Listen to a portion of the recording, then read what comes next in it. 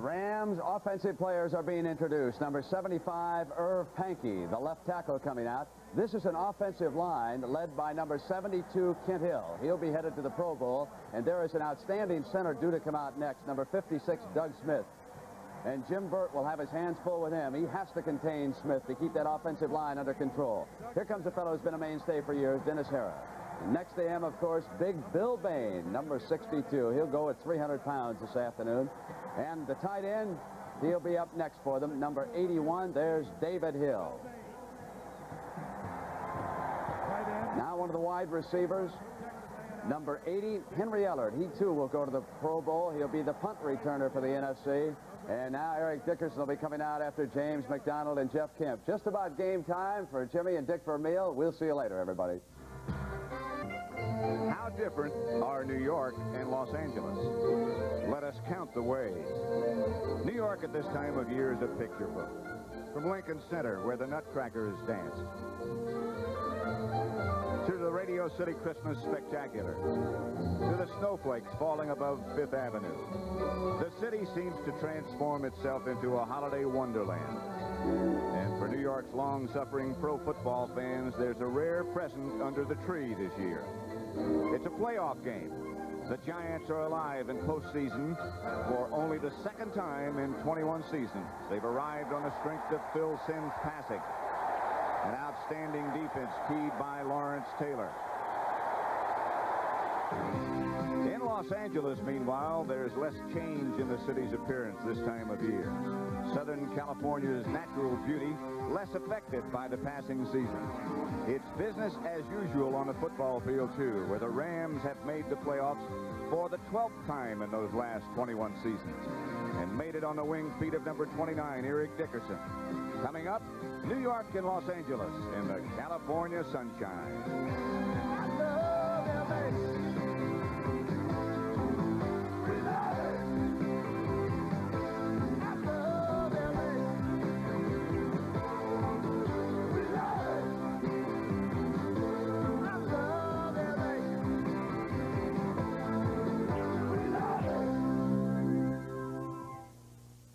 We're live at Anaheim Stadium in Anaheim, California. The level of intensity goes up. The atmosphere changes because this is the playoffs. From here on in, it's sudden death. The wild card game between the Giants and the Rams. Good afternoon. I'm Pat Summerall along with my regular colleague, John Madden. John Robinson, the Ram coach, was talking with us yesterday. We asked him how he was going to approach the game, and he said, we will continue to do what we think we do best. How does he approach this game, John? Well, of course, what he does best is run Eric Dickerson right and left, 46 gap, 47 gap, plays like that. Now, what he says that he has to do, he said, if they only have 7 up, that means there are 3 linemen and 4 linebackers, they'll run Dickerson all day. Now, he said if they get the safety up, if they put 8 guys up, he said we're going to have to pass. Now, we talked to Bill Parcells. They do have a plan where they're going to put their strong safety, Bill Courier, up on the line of scrimmage. They're also going to use a 4-man line against them and slant everything towards number 81, David Hill. Because as Bill Parcells said, he said, we know Eric Dickerson's always going to carry the ball. The other thing we know is he always carries it towards David Hill. When the Giants and the Rams played in the regular season game, the Giants were held to only 8 yards rushing. They obviously were beaten soundly in that game. Now, how does Bill Parcells, how do the Giants plan to execute today, attack the Rams? Well, of course, he said one thing, that we want to get a little more running. He said we were just terrible that day. One thing, he's going to play Tony Galbraith more. Now, he's been the receiver coming out of the backfield, but today he's going to be more of a true running back. That's one thing he wants to do. He says we just have to be able to run a little. The other thing is not have Phil Simms hold the ball so long. He said the last time he was trying to throw deep too much, so the medium range passes. He said today, he said especially to start, we want to throw those short little things where he can come back, set up, boom, get rid of the ball right now. So I think we're going to see that type of the game, at least early in the game. It is a beautiful day in Southern California. Temperature 67 degrees, humidity 45%, wind southeast at 5 miles an hour. It's supposed to stay beautiful. Couldn't ask for better than that. Bright sunshine. The Giants will kick off. That's Ali Haji Sheikh, who's ready to do it. Drew Hill and Barry Redden are back deep for the Rams. It'll be Redden at the Ram 50, 30. The lineups in this playoff game, wild card game. The Rams offensive backs and receivers. Jeff Kemp, the quarterback. Eric Dickerson, the running back. The U-back is James McDonald. There's a penalty on the play, by the way. Drew Hill and Henry Ellard are wide. Up front at tight end is David Hill, Irv Pankey, Kent Hill, Doug Smith, Dennis Hara, and Bill Bain, the offensive linemen, and they're all huge. That penalty is going to be against the Rams, Pat. It'll be one of those holding penalties or blocking from behind above the waist. That'll put the Rams 10 yards deeper in the hole. After I get through, the next voice you hear is from Ben Wright. 51. 51 is Robbie Jones. There is John Robinson, the head coach of the Los Angeles Rams, and what a class guy he is. Well, you know, the one thing, he's a little happy on that play because it's a better start than they had the last time they played the Giants. They let the ball sit in the end zone, and the Giants recovered for a touchdown. The Rams go with two wide receivers split to the left. Drew Hill is one of them. McDonald went in motion, and there goes Eric Dickerson. Swarmed on by Carl Banks on the first play, a loss of about 4. On defense, the Giants will operate with a 3-man front. Curtis McGriff, Jim Byrd in the middle is the nose tackle, and the other defensive end is Leonard Marshall. Banks starting at linebacker along with Reasons, Carson, and Taylor. In the secondary, Mark Haynes, of course, is out. Kenny Daniel takes his place. Perry Williams at the other corner. Bill Courier and Terry Kennard, the safety. They go with a standard defense. In motion is McDonald. Back to throw is Kemp. Incomplete. Intended for Drew Hill. Perry Williams and Terry Kennard over to defend.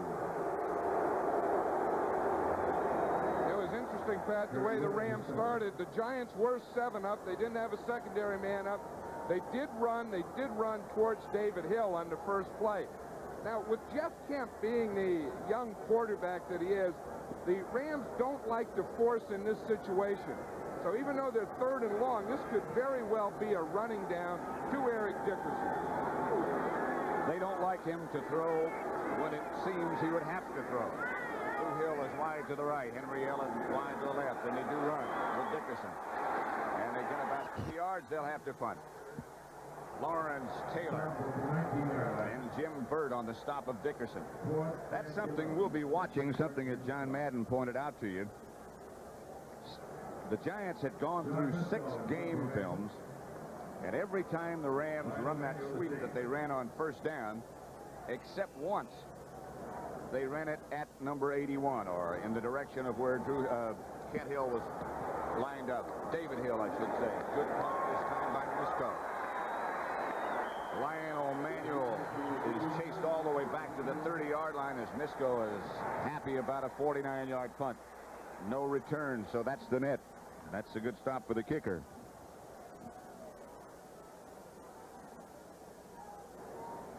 Ben Tripe is asking for things to slow down a little bit. Penalty marker on the field. Penalty marker. Bill Parcells looking on. He said to us yesterday, I think we're going to play well. I just got that feeling. Ben Wright. Legal procedure for the Rams. They want to make Nisco kick it again. So they'll bring the whole thing back. He had a 49-yard punt with no return, a good net, a good kick, but he'll have to do it again. I'm sure that John Robinson wasn't happy about that because he was telling us the other day that his punter, John Misco, number 6 here, has been in a little slump. He said it's funny, you know, the closer you get to the playoffs, it seems like a lot of punters are in a slump. I think that's true. A lot of reasons for it. Due to pressure, maybe? Pressure, weather, end of the season, tired leg, I don't know, but you see it all over the league. Keep in mind that the Giants would have had the ball at their own 31. Well, they didn't bring the football back. They're all lined up here, but the official with the football is still up here on the 30. They have 2 footballs on the field. There's one. The other one's way up here. Eagle formation. 5 men in the backfield. Now they got a different penalty and another penalty. Yeah, at least they're down to 1 football. Misko now is punting out of his own end zone. Gets off a fair kick this time. Not as good. Lionel Manuel. Fumble. Let's see if the Rams have got it. The officials saying he was down, Pat. Officials said he was down before the fumble.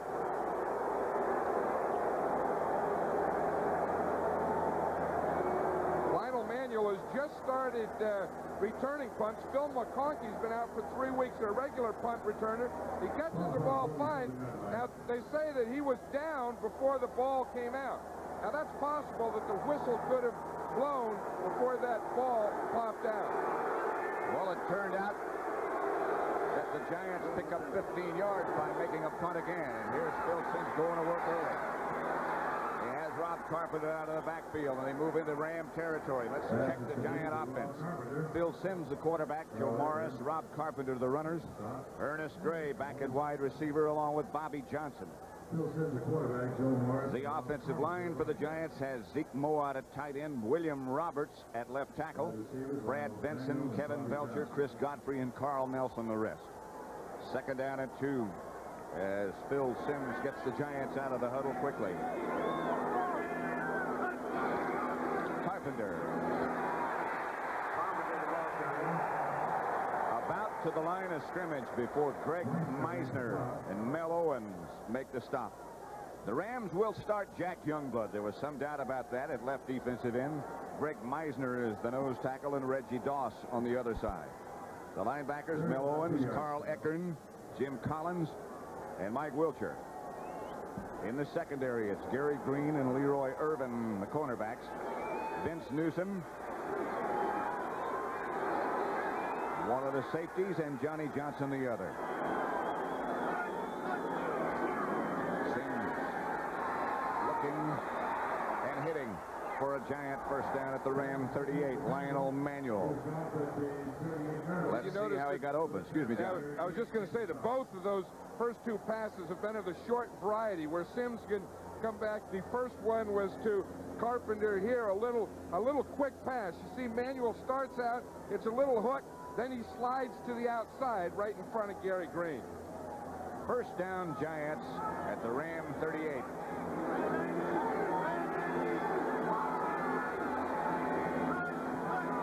Alberth in motion. Simms back to throw and goes complete. Ernest Gray. Close to another first down, and is. And a gain of 11. They'll move the sticks. Jim Collins on the stop.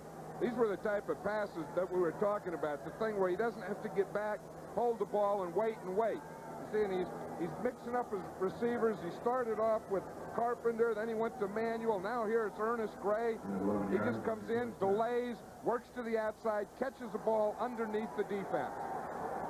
Bill Parcells was saying yesterday repeatedly, we have to execute the passing game. We have to get it done early. This is Lawrence.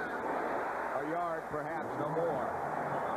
Mike Wilcher was the first man to make contact. He played behind Lawrence Taylor at North Carolina. He was a sophomore when Lawrence was graduating, and then he replaced him his last 2 years. Here he's replaced George Andrews, who went down with knee surgery. Big linebacker, 6'3" and 240 at least. Regular grass, no artificial turf here at Anaheim Stadium, the home of the Rams. Wild card game. Simms back to throw, has time, now has to come out of the pocket, now goes deep. Flag is down. It was intended for Bobby Johnson, penalty marker, and Simms is clapping his hand.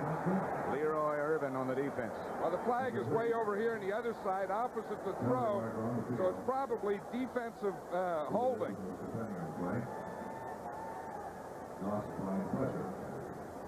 John Robinson looking on. Sure, he doesn't like this start. Ben Trice. Defense, number 50, illegal contact. That's 5 yards, and that's a first down. Jim Collins, the leading tackler for the Rams. He's had a super year. John Robinson was saying that Jim Collins is his best defensive player right now.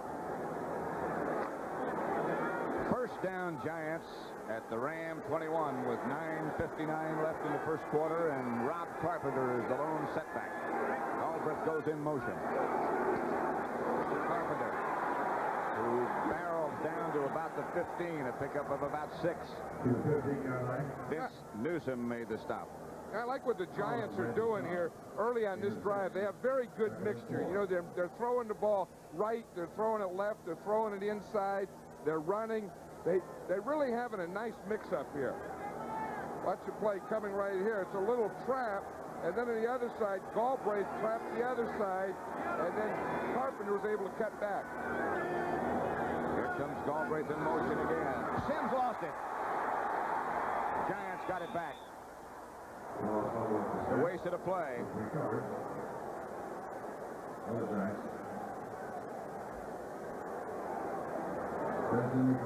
Kevin Belcher made the recovery after Sims couldn't handle the snap from center. You can see it here, the ball never got up. It could have hit Belcher on the right knee as it went up. I've never seen that one before. I've seen them where they don't get the hand all the way up. But I've never seen him hit his leg. Zeke Mowat is lined up in the backfield. Lionel Manuel is wide to the left. Flags go down everywhere. Youngblood jumped, but it looked like he might have been pulled offside. Sims never got the offense set up quite. 63 offense. Ball start. Carl Nelson moved early. I think Carl Nelson moved real early. He was about 4 steps into his back pedal. See if we can watch it. Here's Carl Nelson right here. Now he has to block Jack Youngblood. He's thinking about it. He's already back a little. He's going to get an early start. See him? 1, 2, 3. He was 4 steps back. He said, that's a way to keep him off me. That's what Youngblood's reputation will do to you. 3rd down and 9. Rams show a blitz. Then they don't come, and Sims goes.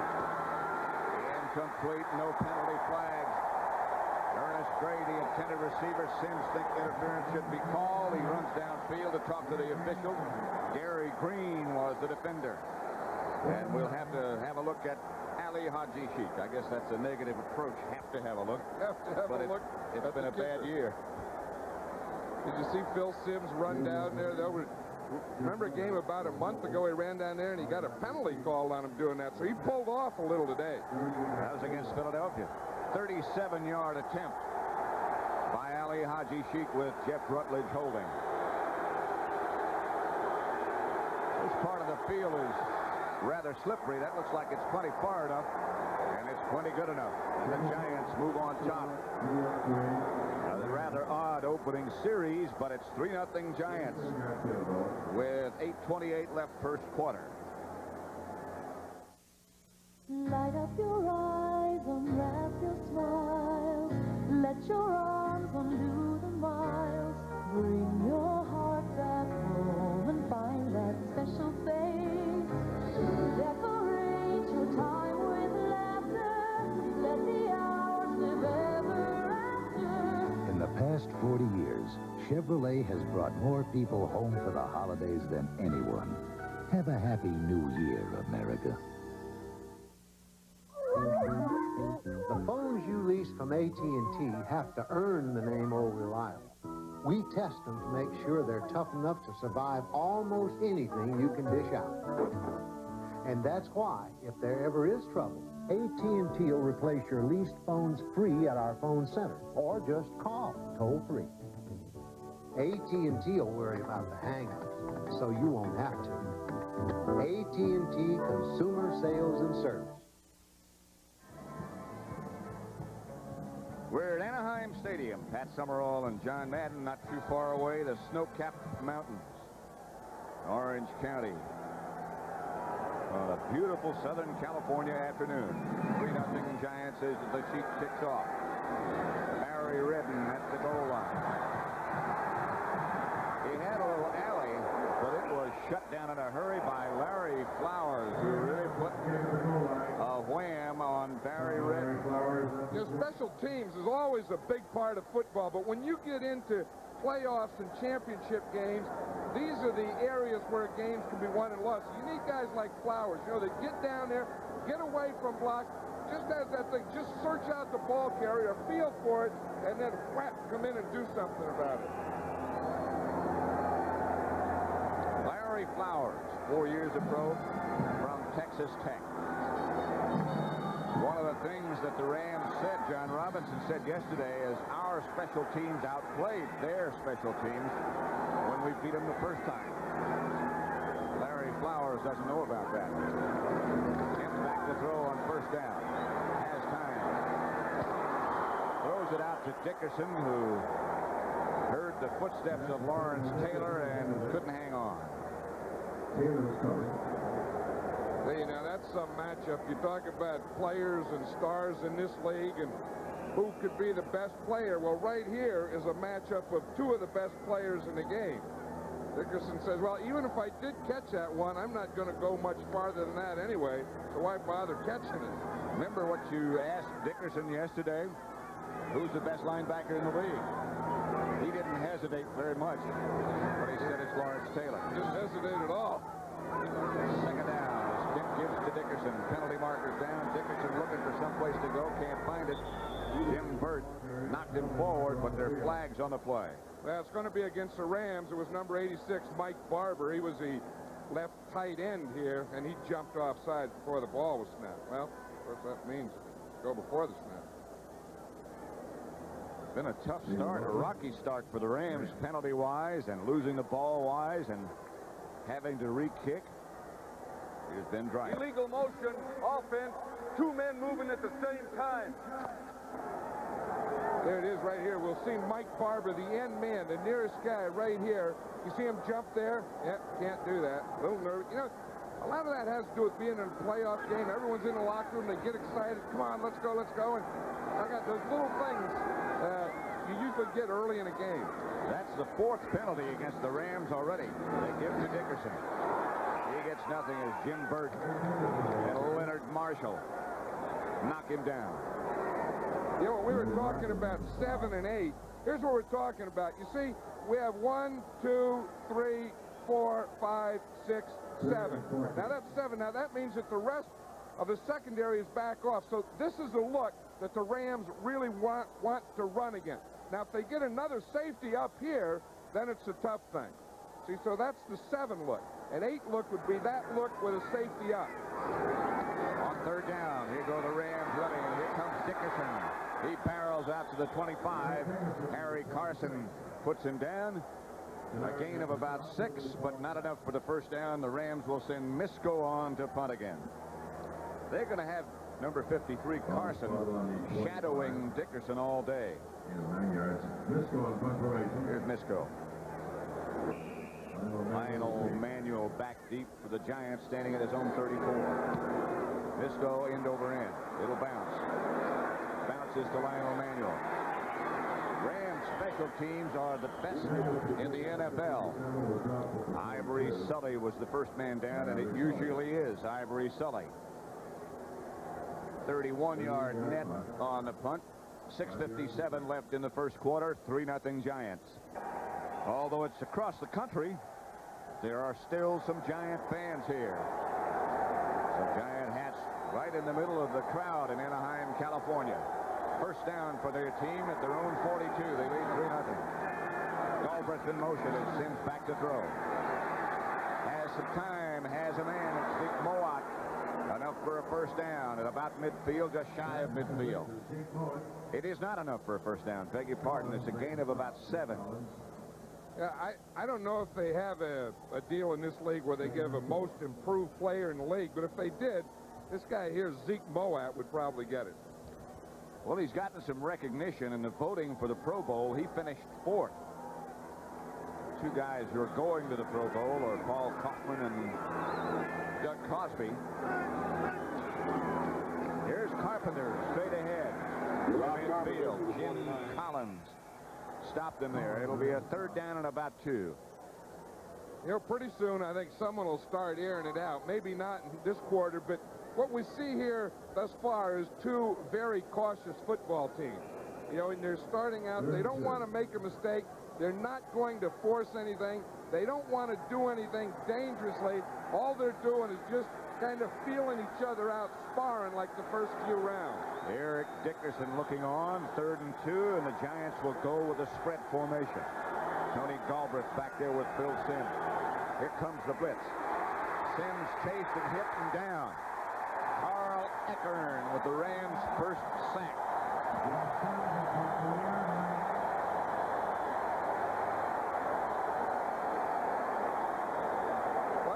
Eckern, he's right up over the right guard, right in front of us.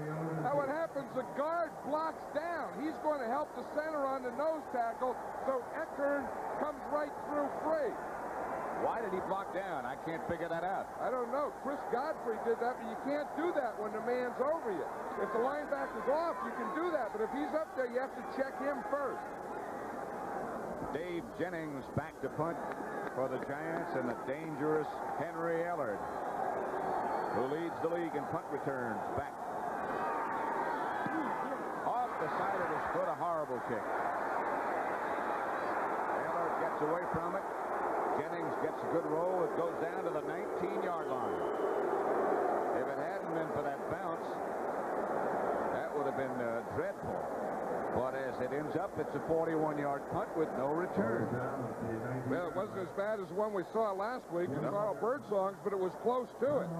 This is what we were talking about. Punters just aren't punting the way they did early in the season. Watch that thing. He just didn't get that. Maybe it was the sun. 3-0 Giants. The Giants 3, the Rams nothing. Last time the Giants were here, it was disaster for Dave Jennings. He had 2 punts blocked. Here's one of them. For the safety. I'll tell you, punters remember those punts that they had blocked, don't they? Jennings wasn't thinking about that, and trying to get the ball away maybe too quickly. Failure has a way of sticking in your head. Brown and Ellard are wide to the left. Dickerson, fumble! The Giants have players swarming all around it. They're going to have it. Yes, sir. Dickerson has a bad hand, a bad left hand. That ball really popped out of there. Looked like somehow it got up on his chest. Now, here he is. He's running that counter play. He leaves his blocker and starts to cut back. The ball was in his left arm, and it just bounced out.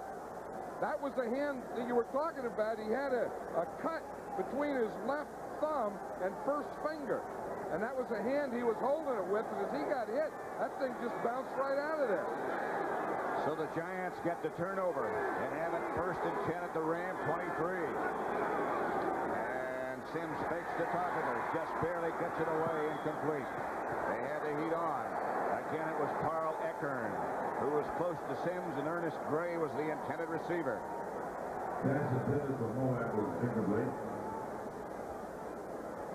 What they're trying to do is run a bootleg. Now watch Sims. He fakes to the right. Now he has his right guard, Chris Godfrey, leading him out there. But just as he gets to throw there, he has Eckern right on his front. That was back. He was just draped over him. Hard to throw that way. Gray might have been open, but the heavy pressure by the Rams. And Sims was incomplete. Galbraith and Carpenter. The 2 setbacks as Sims looks over the defense on 2nd and 10. This time he has time. He gets it to Mowat. And about the 16-yard line, Jim Collins is right there. A pickup of about 5 or 6. It'll be 3rd down. Well, you know, the difference between Zeke Mowat this year and last year is his use as a receiver. You know, he came in as a free agent out of Florida State, and he was always a heck of a blocker. You know, darn near a great blocker. He didn't even think he was a receiver himself. And then the whole offseason, he just worked on receiving, and now he's really a top 2-dimensional tight end. So it'll be 3rd down and about 2 or 3. The Giants are at the Ram 15. They lead 3-0. The winner moves on. The loser is home for Christmas as Sims comes out in the backfield. He'll have the 1st down. This part of the field is part of the baseball infield, and it's very soft. Of course, it's been resodded. That's new sod, and it was very wet, damp early in the week, and yesterday they tried to keep the Giants off of it when they were practicing. They did keep them off of it, in fact. But this is a soft part of the field right here where they are now. Yeah, that was good coverage by the Rams defense. Sims was trying to throw to his right, couldn't find anything except a hole to run in. Manuel and Gray are wide to the left on 1st and 10 from the Rams 12. Sims gets to Joe Morris, and Morris gets down to about the 7. Johnny Johnson tripped him up. Johnson made the stop. 5-yard gain by Joe Morris. Second and 5 at the 7. 3:01 left to play first quarter. Bright, bright sunshine on most of the field, but right now the Giants are in the shadows. Shadows of the Ram goal line. Just 7 yards away from a 10-0 lead. Sims has time. Ball is almost caught, then lost. Rob Carpenter was the intended receiver. He was hit by Eckern, and they say it's incomplete. I'll tell you, and that's why it was lost. That was a great hit by Carl Eckern, number 55. I'll tell you, because that would have been a touchdown. We'll see Rob Carpenter. He's going to be right on the goal line. Now watch 55 Eckern here. He starts to his left. He reads it. Now watch him as he puts that hit in there. And there was another one from the other side that also got him about the same time by Jim Collins. Both of the inside guys, Eckern and Collins, just sandwiched Carpenter. 3rd down and 5 at the 7. Sims will have to put it up. Wide left, incomplete. It is complete to Bobby Johnson. That should be enough for a first down. It's going to be very close to a first down. Let's see.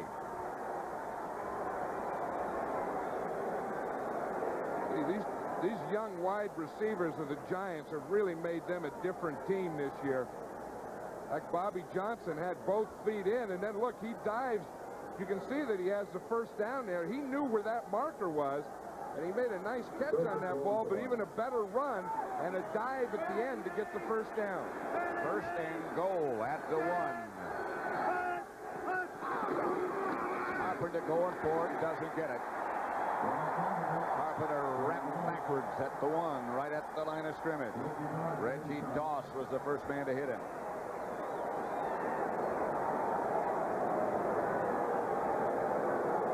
Watch this. They come in there and they're going to trap DeJournay in there, number 7. You see, they let him go. They get the trap there, but there's no hole for Carpenter. The linebackers just fill right over the top. There was just no place for him to go and nothing for him to jump over.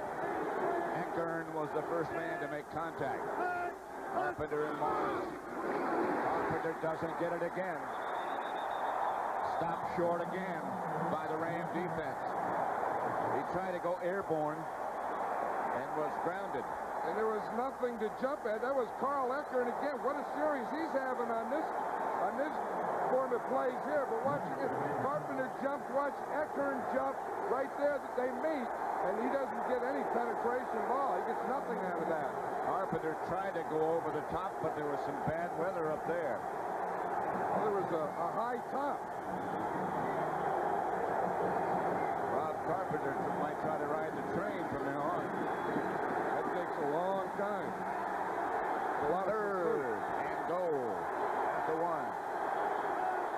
Galbraith into the game. They again get to Carpenter, and this time he gets in over the top, over the right side. A gallant stand by the Rams, but the Giants get the touchdown from Rob Carpenter. 3 cracks at it.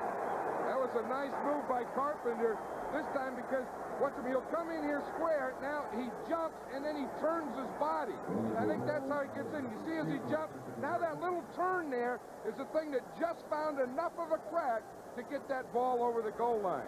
See, that was kind of what you'd call a twisting jump or something they use in the NBA. They probably got words for that. You know, jump, twist, turn, fall, drop, touchdown. And Carpenter had the good hang time. Ali Haji Sheik, give credit to Carl Nelson for a good block on that touchdown, too. The Sheik is good, and it's 10-0 Giants with a minute and 10 seconds left to play in the first quarter. Look at the block by Nelson on Youngblood.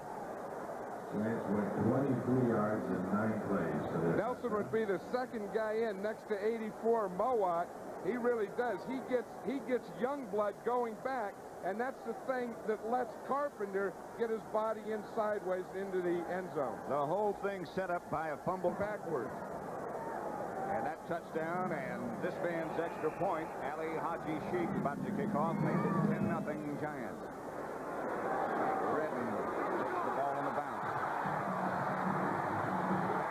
Redden to the 32-yard line. There are no penalties this time as Lawrence Taylor, playing on special teams, makes the tackle. 27-yard return by Redden. Here comes Lawrence Taylor when the other team has the ball. He's in on most of the tackles. Bill Parcells says, I'm going to put him on the kickoff coverage and the punt coverage because we need this one, and there's nothing to save these guys for. He's a pretty good guy not to save. Why not go with your best when the stakes are this high? 1st and 10 for the Rams at their own 32. They trailed 10-0.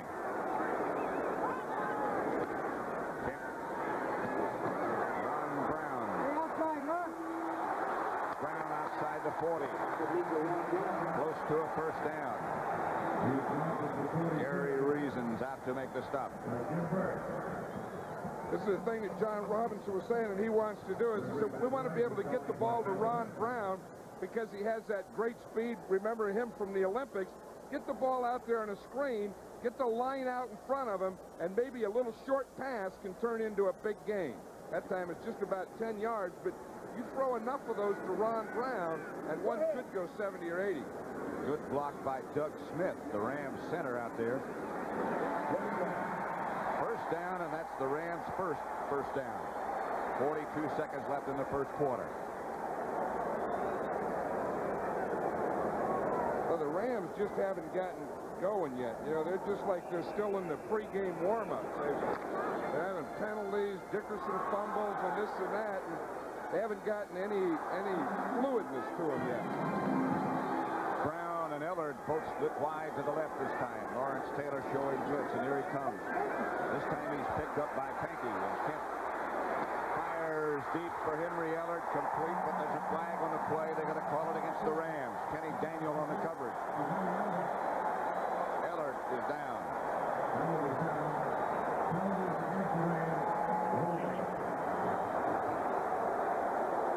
The holding penalty is going to be against number 62, Bill Payne. I think it is, too. It was a late call, Pat. It was Holding number 62.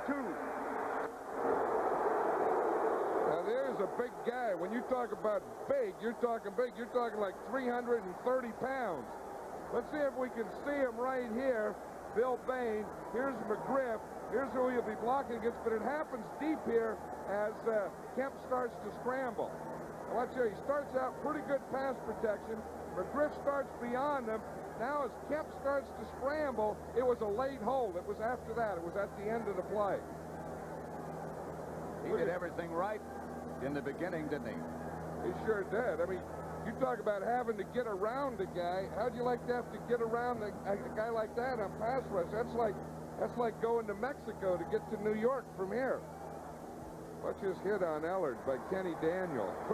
That's the way you draw up tackles. That'll get your right in the midsection. Here's Ellard up and trotting off the field. Like you'll be okay. John Robinson says someday Henry Ellard and Ron Brown are going to be the two premier wide receivers in this league. Ellard just acknowledging to the medical staff that he's okay. Just had the wind knocked out of me. 20-yard gain wiped out. That'll be 1st and 20. Rams at their own 32 with time to go. One more play in the first quarter. 13 seconds left.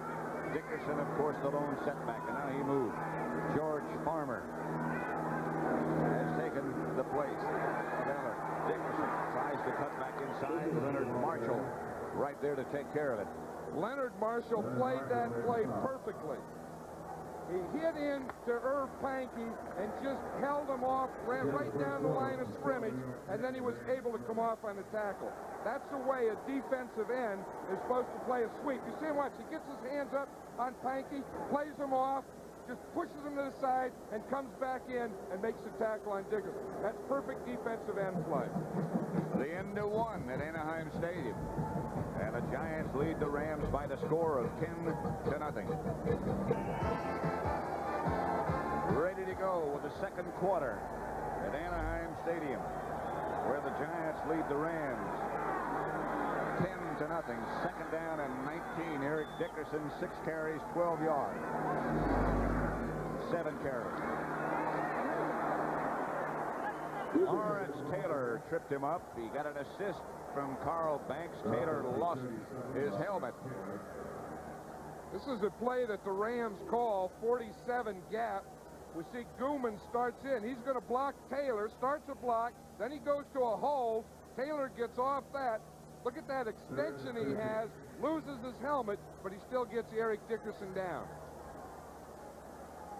And it'll be third down and 15. Henry Ellard back in the game. He just had the wind knocked out of him. Kemp retreats to throw. The Giants on a blitz. The penalty marker is down as Kemp scrambles. Doesn't get the first down. Gets out to about the 46 before Harry Carson trips him up. But there's going to be a holding call, I'm sure, against the Rams. I think there's 2 flags on it. Lawrence Taylor is playing the left side. He usually plays the right defensive side. I think they expect more at Dickerson from this side. The Giants are playing Taylor over on this side, number 62. And he was blitzing from that side. The holding, again, was against Bill Bain. Giants take the penalty. Bill Bain has had a good year. Picked on some of the all-pro teams, going to the Pro Bowl. Done a good job. 6 penalties against the Rams. They've lost 45 yards, and they've been crucial. Let's watch it again. There's 62 Bain there. Again, it looks like he just, as he started to go down, he just pulled George Martin down with him. That was a takedown, a tackle. Third and 27. He's going to go back to throw, being chased by Marshall. Now George Martin finally takes him down. Good rush by the Giants. And the Rams just can't get anything going. Misco on the punt again. Well, as you said, in the first 6 carries, Eric Dickerson only had 12 yards. That's not establishing that. And that's their offensive football. The Giants are playing very good defense against the run, making the Rams pass, and the Rams right now are not a passing team. Correct what I said about Bill Bain. He was picked to some Pro Bowl teams. He is not going to the Pro Bowl, however. Misco on the 10. Good kick. Lionel Manuel at his own 35. Takes away from a couple, still on his feet. Manuel's got some room. Out of bounds in Ram territory to about their 48. James McDonald chases him out of bounds. 40-yard punt, but a 17-yard return. So the Giants once again get the ball in good shape. 13 minutes, 42 seconds left to play in the first half. 10-0 Giants. The Giants 10, the Rams nothing. Giants had the ball at the Ram 48. They've had great field situations so far. Started at their own 47, their own 42, and at the Ram 23. Now they're at the Ram 48. A lot of chances. They've been able to take advantage of 2 of them. Here's Joe Morris. Morris fights over the right side for a gain of about 8.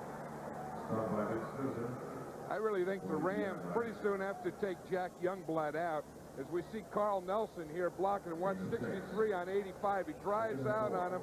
Youngblood tries to spin. They get him knocked out darn near double team, but Youngblood has been a great player over the years, one of the greatest that ever played this game as a defensive end, but he has a bad back that has gone into a sciatic nerve down his leg, and it's hard to play defensive end one-legged. Although he did play one time with a broken leg. First down, Giants by Carpenter. I think this is a different type. He did, in fact, the year the Rams went to the Super Bowl, Jack Young played that game with a broken leg. But this is sciatic. I've never had one of those, but they say they're one of the most painful things that you can have, and you just don't have any power in your leg. You just can't push off. 14 years, and he's been great. I asked him yesterday if he was going to play. He said it's Sunday, ain't it? Here they come at him again.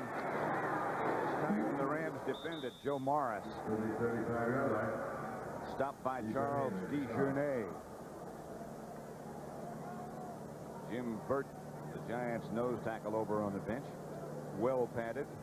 That's what a nose tackle looks like on the bench. You always try and stay cool. You know, those guys, bigger guys sweat a lot more. So you always like cold towels, oxygen, drinks, stuff like that.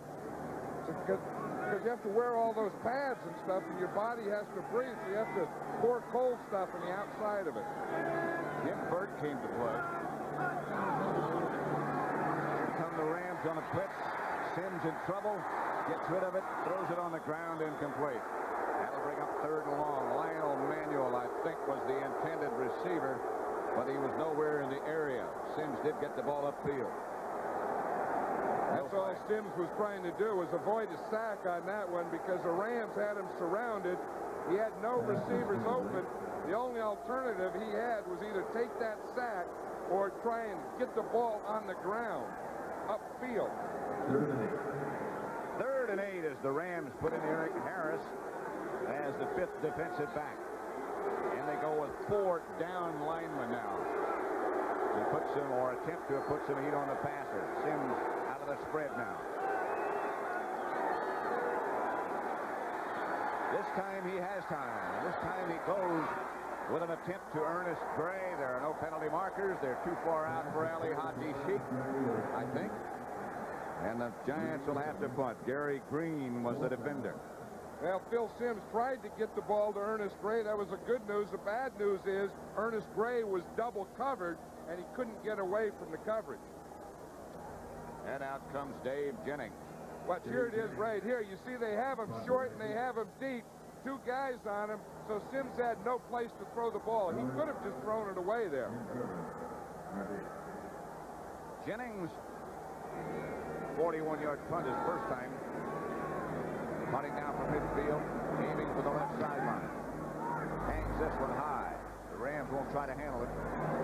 Out of bounds, way out of bounds. Rams at their own 15, 1st and 10. Yeah, the officials work that. The deep guy runs up, the referee watches, he tells them when to stop, and that's how they mark it. 20-yard punt by Jennings, 10-0 Giants over the Rams. I guess that's his. With the defensive coordinator.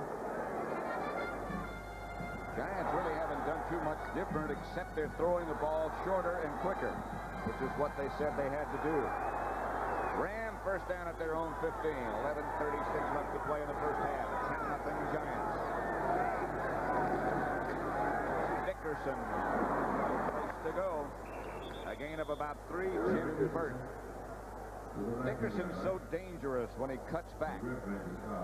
Well, the other thing is, you know, he's always has big second halves, and he has big 4th quarters. We're telling you a while ago, just a minute ago, where the Giants had started their offensive drives. Look at the Rams' last 4 possessions, where they started. Their own 20, their own 20, their own 19, their own 32. They haven't had a score yet. They've been penalized a lot. They've got very little going so far. McDonald in motion. Dickerson. Tries to get to the outside. Does not get a first down. Carl Banks chasing him down. Gary Reason's also on the tackle. Well, you know, the other thing we were talking about is David Hill. Now watch on the end of the line, 81 David Hill against Lawrence Taylor. John Robbins said David Hill is one of the best blockers in the league. But I'll tell you, Lawrence Taylor really strings it out. Hill has him about as good as you can block a guy, but the whole Giant line was down there, and Hill didn't get much help. That wasn't a bad block, but he just didn't, there was no crease for Dickerson. Taylor's play enabled Banks to chase him down. Kemp fakes, throws. Ellard has the first down at the 43-yard line. Kenny Daniel on the coverage. Good throw by Kemp for the gain of 20. The thing about Henry Ellard, you know, we saw him go off earlier with that shot that he took by Daniel. Comes back. Now he runs the same pattern. It's going to be an in pattern. You see him come in, come up, come in, snap that ball off, go down, catch that ball just off the ground. No way those are intercepted. Those are very safe passes. Rarely is Jeff Kemp intercepted. Very efficient. Second in the NFL in terms of passes intercepted. McDonald in motion. The fake was to Dickerson. The handoff was to Dwayne Crutchfield. He is smothered. Curtis McGriff got there about the same time the handoff to Crutchfield got there. Watch McGriff, number 76 here. He starts outside. Now he comes right in. You see, he gets Crutchfield about the same time Crutchfield got the ball. I think he was on a stunt. He started to stunt to that inside. And look at that. Look, here's a quarterback, a ball, and a ball carrier all in one. Nice little package. Ellard and Brown on 2nd and 9 come wide to the right. Now David Hill comes to that side. Now Brown goes in motion the other way. Here comes Dickerson. Dickerson close to a first down, but once again there's a flag down on the play. I'll tell you, anytime the Rams just have a little inkling of getting something started, that flag goes down, and that's what the third holding penalty, no, the fourth holding penalty I think they've had. That is indeed the Number fourth. 60. This time it's against Dennis Hara. Well, the ball was run to that side. It wasn't run over Hara. It was run outside of Bain. Off tackle. That would have been Dickerson's longest gain of the day, but it's holding against Hara. There's Harris right, Hara right there on number 70, Marshall. See, he has that right hand up there. That doesn't look like a hold. The pushing is okay. That didn't look like a bad hold. You know, it's probably good hold and bad hold. That wasn't a bad hold. Not a severe violation. 2nd down and 19. The Rams at their own 34. To Mike Barber. Gets back to about the original line of scrimmage before Reasons and Carson bring him down. Let's see who picked up the blitzing Lawrence Taylor. Well, it's usually an offensive lineman. Watch number 56, and it's going to be Irv Pankey starts out. You see the left tackle, 75? He slides out. Now, that's a big thing now with the new rule. You see, a guy can hit, then he can extend his arm. So now what they do is they just get him going, and these big guys just push those guys right beyond the quarterback. 3rd and 9, Rams, their own 44. 44, Newman in motion. Kemp looking right. Misses Henry Ellard.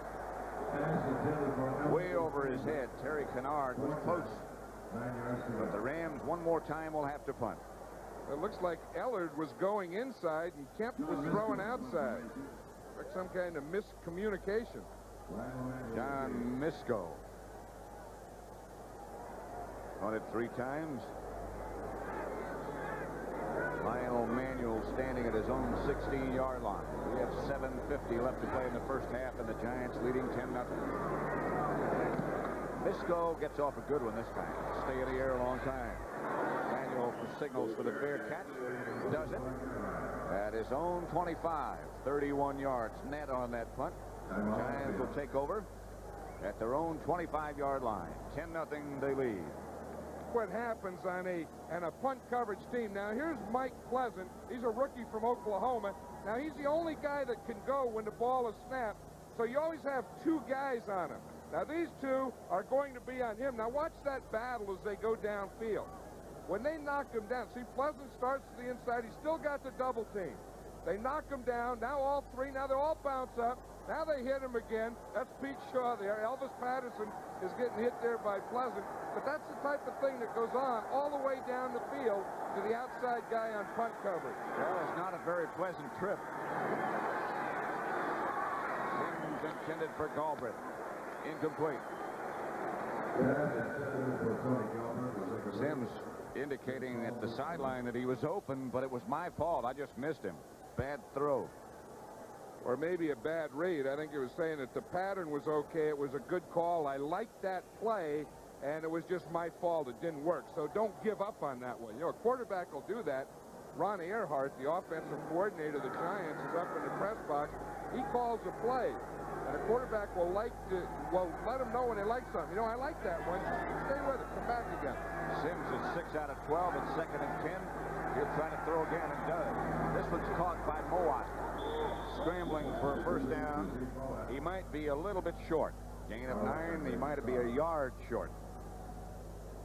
Zeke Mowat looks like a different guy this year. Last year, you know, he was just happy to be there. He was a blocker. Now, just the way he runs the patterns, the way he carries himself. Look, double coverage, guy slides down, catches it, turns, dips the shoulder. You can just see confidence in that guy now. He looks like a different person on the field. 3 receptions, 23 yards. They need a yard for a first down. Youngblood, by the way, is out of the game now, and Doug Reed has taken his place as they hammer the right side. Joe Morris does for a first down. Joe Morris, the ball carrier, carries for the first down.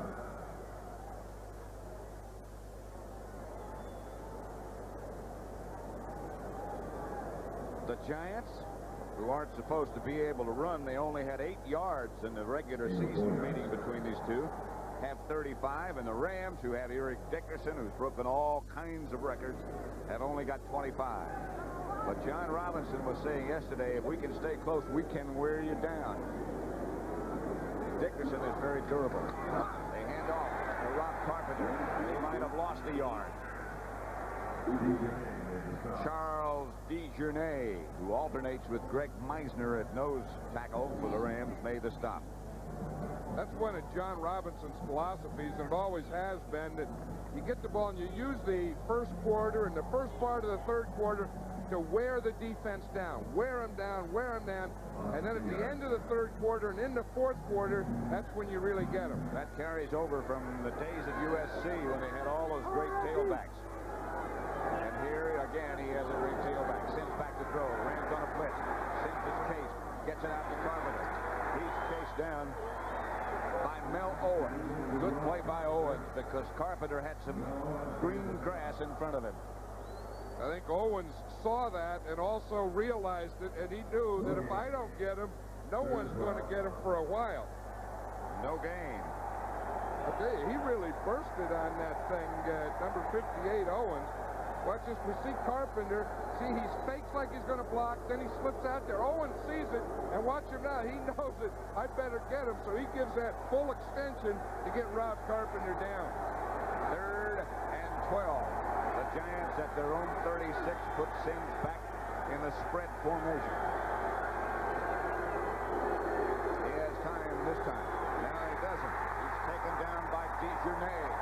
Second sack of Sims. DeJournay came flying out of nowhere. It looked like Sims was going to have a lot of time, and all of a sudden he didn't. I tell you, DeJournay is just right over the center. It's just a 3-man rush. Now watch him. He breaks through right off the bat. He starts in. He just goes right to the left. Then he does the spinner. See, he had a double team. Comes off the spinner, starts to the left, spins around, and then when he got finished spinning, he was right in front of Phil Sims. That was one of the best spinning moves we've seen ever. It was a great spinner against the double team. Jennings gets off a good kick. Henry Ellard retreats to his own 27. Ellard to the 41. Joe McLaughlin made the stop. 33 yards net. Jennings' punt was 47. The return was 14. 10-0. Giants leading. Pat Summerall and John Madden at Anaheim Stadium, where the wave is flowing around. And the Rams will operate in their best, at least start from their best field position of the day, their own 41-yard line. 10-0 Giants leading. Dickerson over the right side has some room, and Dickerson has the Rams first down in Giant territory before Harry Carson can take him down. A gain of 11. They finally broke that play. That's that 47 gap where they have the off tackle, Irv Pankey, and the off guard, Kent Hill. You see them pulling? They're going to come here. Little counter by Dickerson. Takes the thing, comes off the second block right there of Pankey. Now he has a big wide hole and got him through there for the first down. That was an overpowering block by Pankey. He just smothered Gary Reason. First down in Giant territory for the Rams. Their own at the Rams, Giant 48. Kemp outside the Brown. Brown breaks one tackle, breaks another. Stays on his feet inside the Giant 30 to the 28. Leonard Marshall finally took him down. These are the types of passes that Jeff Kemp throws the best. You see Ron Brown out there to the left. He's just going to run about a 10-yard out. Gets up over Lawrence Taylor's head, and then he has the good move there. He has a spinner, gets about 2 more yards, then he has another spinner. We had a double spinner on that. That's pretty good for a guy coming from the Olympics. First and 10, and Brown is out. Drew Hill has replaced him. Dickerson, the only running back. That's about all you need. Dickerson hammers to the Giant 22 before Bill Courier can take him down. That's the toss play. They only have about 4 plays to each side in their repertoire, but they run it well. Well, it's Dickerson right, Dickerson left, 46 and 47 gap. That's the off tackle. This is toss 48 and 49. 49 here. Just toss it out there to Dickerson, and he just runs around the outside, gets a big push, some good blocks out there. Second down and about 3 at the Giant 22. Clock running with 2:14. This will be the last play before the 2-minute warning. Dickerson hammered. Leonard Marshall played it extremely well. Yeah, the interesting thing is they are running that toss right and left, but it always is to David Hill's side. John Robinson was saying that David Hill is probably the best blocking tight end in football. He weighs 250 pounds. Let's watch him here. Now, the thing you can't have on any run is penetration. Leonard Marshall had penetration. He played it well. 2-minute warning. 10-0 Giants. For the Rams at the Giant 27. The New York Giants 10. The Rams nothing. Dickerson the lone setback. David Hill is flanked to the right. He goes now in motion. Outside Hill, and he won't get the first down. He's down, slips at about the 21. Terry Williams was out there with him in the Giant zone setup. They're going to go with a field goal unit. Lansford, who's 16 out of his last 18.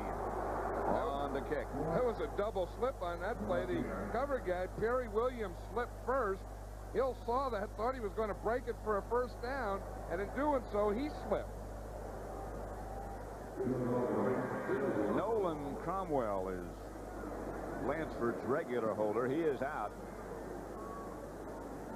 So Steve Dills, the backup quarterback, number 8, will put it on the ground for a 38-yard attempt by the barefooted Lansford.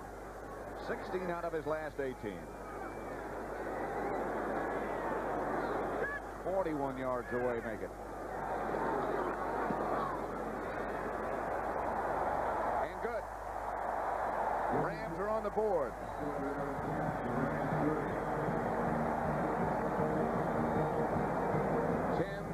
For the Giants, 3 for the Rams. Both teams have all of their timeouts remaining. A minute left first half. Giants 10, Rams 3. Field goal by Lansford, who's about to kick off.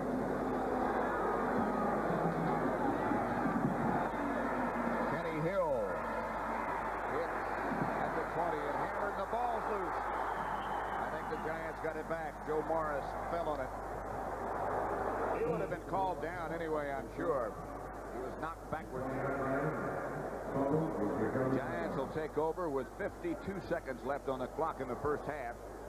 And they lead 10-3. It was Morris who came up with it.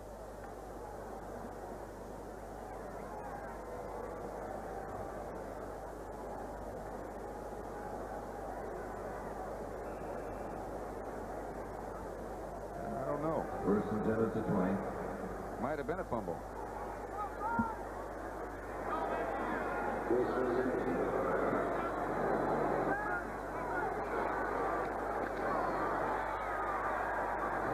A gain of about 1.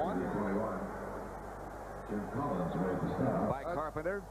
Jim Collins made the stop. Dejournay was in there. He penetrated and he hit Carpenter in the backfield before he got started. Looks like the Giants are going to be content to take that 10-3 lead to the locker room. I think so. I think when you play a whole first half and you have that conservative type thing where you're not going to force it, you don't wait until the last, inside of a minute and go for everything in 80 yards. Down to 10 seconds now as they try to get over the left side. Carl Eckern on the stop, along with Reggie Doss. Clock continues to run. That's what the score is going to be. Well, they stopped the clock now with 4 seconds remaining. 10-3. Los Angeles, first timeout. Rams take this timeout. Don't know why. Giving that extra effort makes winners. Be All You Can Be, sponsored by the U.S. Army. The same dogged perseverance that typifies the play of number 82, Paul Kaufman, is also symbolic of his career. After signing on as a free agent with Green Bay in 1978, the big tight end spent a full season on the sidelines. But through sheer tenacity, Kaufman worked his way into the starting lineup and into 2 Pro Bowls. By always striving for that second effort, Paul Kaufman has become the best he can be. Anaheim Stadium, where the Giants lead the Rams 10-3. Watch this act. They're going to try and strip the ball. The guy's down. Watch number 55, Carl Eckern there. He's still trying to strip. The play's over today. The coach told me to try and strip the ball. Get that thing out of there. The other coach told Rob Carpenter to keep it close. 3rd and 9. 4 seconds left. First half. Sims back to throw. Got it complete to Carpenter. That'll be the last play of the first half. Mello has knocked him out of bounds, and the Giants and Rams will head for the locker room. Coming up at the half. Coming up at the half, Tom Landry will be live from Dallas with Brent Musburger, and a first half analysis with Brent and Dick Vermeil. Right here at Anaheim Stadium, Pat Summerall and John Madden, where the Giants lead 10-3.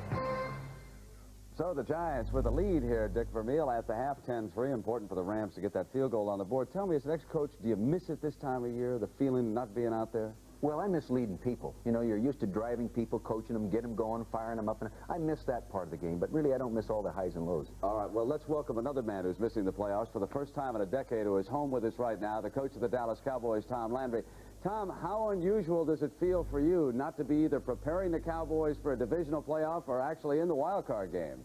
Well, it feels really different, Brent. You know, we've been in it so many years, and now to be out of it and everything come to a quick stop, it's very unusual for us. Tom, I know this was an unhappy moment for you, but we're going to roll up in that key play of Dan Marino to Mark Clayton. What were your thoughts when you realized that he was loose on you and about to win the ball game and knock you out of the playoffs? Well, I couldn't believe it, really. I think after Tony Hill made his great play, I thought we were destined maybe to win this game, but Miami has a great team, and of course that particular play there was a big play for him. Both of our defensive backs ended up on the ground, but it was you have to give them credit. They're an excellent team. Tom, next year will you make many changes with the Cowboys? And I suppose I should specifically ask you about the quarterback spot. Gary Hogaboom has signed the new contract, and he said that he'd like you to come down to either he or Danny White. What are your feelings about that right now? Well, I think we should. This year was a very unusual year for us in the way we went through this year. But I think next year you must have a quarterback that he knows it's his job and when it starts, and we're hoping to find that through the training camp. Now, I know you watched the first half along with Dick Vermeil, and Dick, what about Eric Dickerson's big turnover in this game? Well, you know, Brent, you can never turn the ball over in that part of the field and come out looking very good, and that hurt him. That gave the Giants the field position to go ahead and get that score, and that's the difference in the game right now. All right. Tom, let's take a look at that particular play that we have, and what were your thoughts about the Rams against that Giant defense in the first half? Well, you know, I thought that the Giants had a tremendous psychological advantage in this ball game, Brent, because they got beat so badly by the Rams earlier, and then they played so poorly against New Orleans, so I thought they had a psychological advantage. I think that's what's happening in the first half. The Rams don't realize how tough they're going to have to play to win this game. All right, well, we're going to come back with Dick and Tom, and we'll talk about the second half right after these messages. We are at halftime along with Dick Vermeil and Dallas Cowboy coach Tom Landry. And Dick, did you think the Rams started to come alive in the second quarter of the game? I felt the second part of that second quarter, you could feel the Rams maybe getting into the game plan, getting the ball to Dickerson like they wanted to, short passing game, picking up momentum. Definitely felt that. Tom, how about you? What were your feelings about that second quarter? Well, I think they picked up, Brent. The thing that you can't do when you have a running football team is you can't be in 1st and 15 or 2nd and 20, and that's where the Rams have spent most of the game. But in that last part of the second quarter, they eliminated the penalties, and they were able to move the football. Dick, you have noticed a key matchup. We want to roll up the tape here. Leonard Marshall has been doing an outstanding job for the Giants. Well, the defensive line has been controlling the line of scrimmage, and you'll see here Leonard Marshall on Irv Pankey, number 75, controlling him and then working upfield and forcing Dickerson back into the pursuit, and they're doing a good job of that all the way along the line of scrimmage. You know, Coach Landry, how do you feel about a single running back like Eric Dickerson? If you shut him down, you haven't got too many weapons to go to in that backfield, do you? No, you really don't, but when you have an Eric Dickerson, you don't need more than one. He's a tremendous runner, and my feeling is the second half, if they can eliminate their penalties, then they're going to put a lot of pressure on New York before the game's over with. You feel the same way, Dick? Yes, I feel actually the Los Angeles Rams are a little more talented through that total roster, and it could show in the second half. All right. Well, Coach Landry, happy holidays to you and the lovely wife down there in Dallas, and we certainly look forward to seeing what you finally do with the Dallas Cowboys during the offseason. Thank you, Brent. It's been a pleasure to be with you. Good. Now let's send everybody out live to our colleague, Irv Cross, who is standing by at halftime in Anaheim. And, Irv, the Giants ahead 10-3. Take it away. Brett, you know, we talked about the battle of the superstars early in the pregame show with Lawrence Taylor going against Eric Dickerson. And so far, Taylor's won the battle with 4 tackles, holding Dickerson to 12 carries and 37 yards in the first half. But you know, Jack Youngblood went out of the ball game late in the second quarter, but he was expected to be substituted free today. I talked to him before he went to the locker room before halftime and asked him if he'd be back in the game, and if his legs are holding up, he said, "Yep, I'll be back." Pat?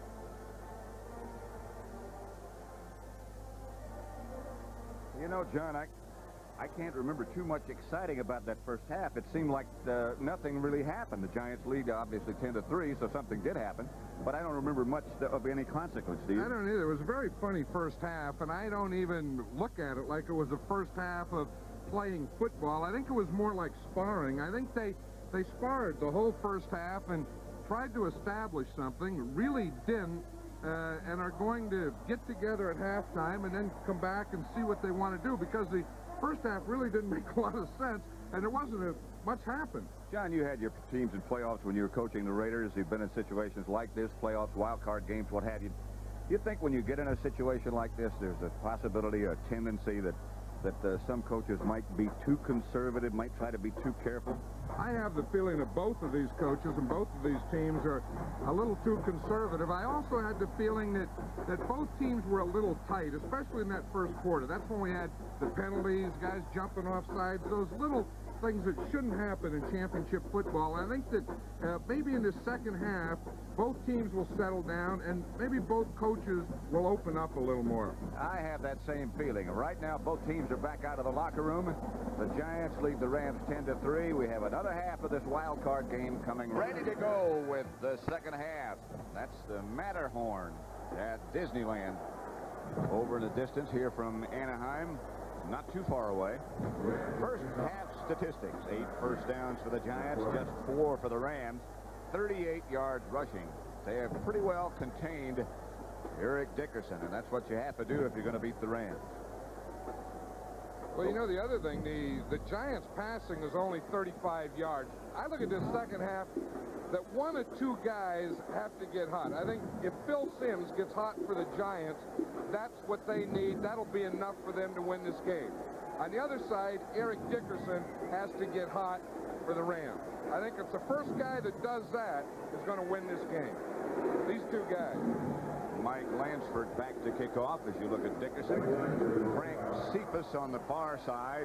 Kenny Hill in the middle, number 48. And Joe Morris back there with him for the Giants. It goes in the direction of Cephas. And he'll handle at the 10.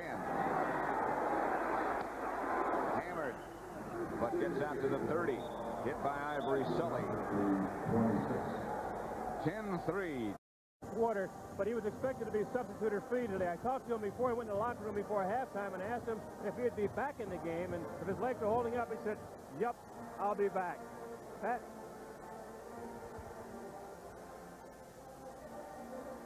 You know, John, I can't remember too much exciting about that first half. It seemed like nothing really happened. The Giants lead obviously 10-3, so something did happen. But I don't remember much of any consequence, do you? I don't either. It was a very funny first half, and I don't even look at it like it was the first half of playing football. I think it was more like sparring. I think they sparred the whole first half and tried to establish something, really didn't, and are going to get together at halftime and then come back and see what they want to do, because the first half really didn't make a lot of sense, and there wasn't much happened. John, you had your teams in playoffs when you were coaching the Raiders. You've been in situations like this, playoffs, wild card games, what have you. Do you think when you get in a situation like this, there's a possibility, a tendency that some coaches might be too conservative, might try to be too careful? I have the feeling that both of these coaches and both of these teams are a little too conservative. I also had the feeling that both teams were a little tight, especially in that first quarter. That's when we had the penalties, guys jumping off sides, those little things that shouldn't happen in championship football. And I think that maybe in the second half, both teams will settle down, and maybe both coaches will open up a little more. I have that same feeling. Right now, both teams are back out of the locker room. The Giants lead the Rams 10-3. We have another half of this wild card game coming ready to go with the second half. That's the Matterhorn at Disneyland. Over in the distance here from Anaheim, not too far away. First half statistics: 8 first downs for the Giants, just 4 for the Rams. 38 yards rushing. They have pretty well contained Eric Dickerson, and that's what you have to do if you're going to beat the Rams.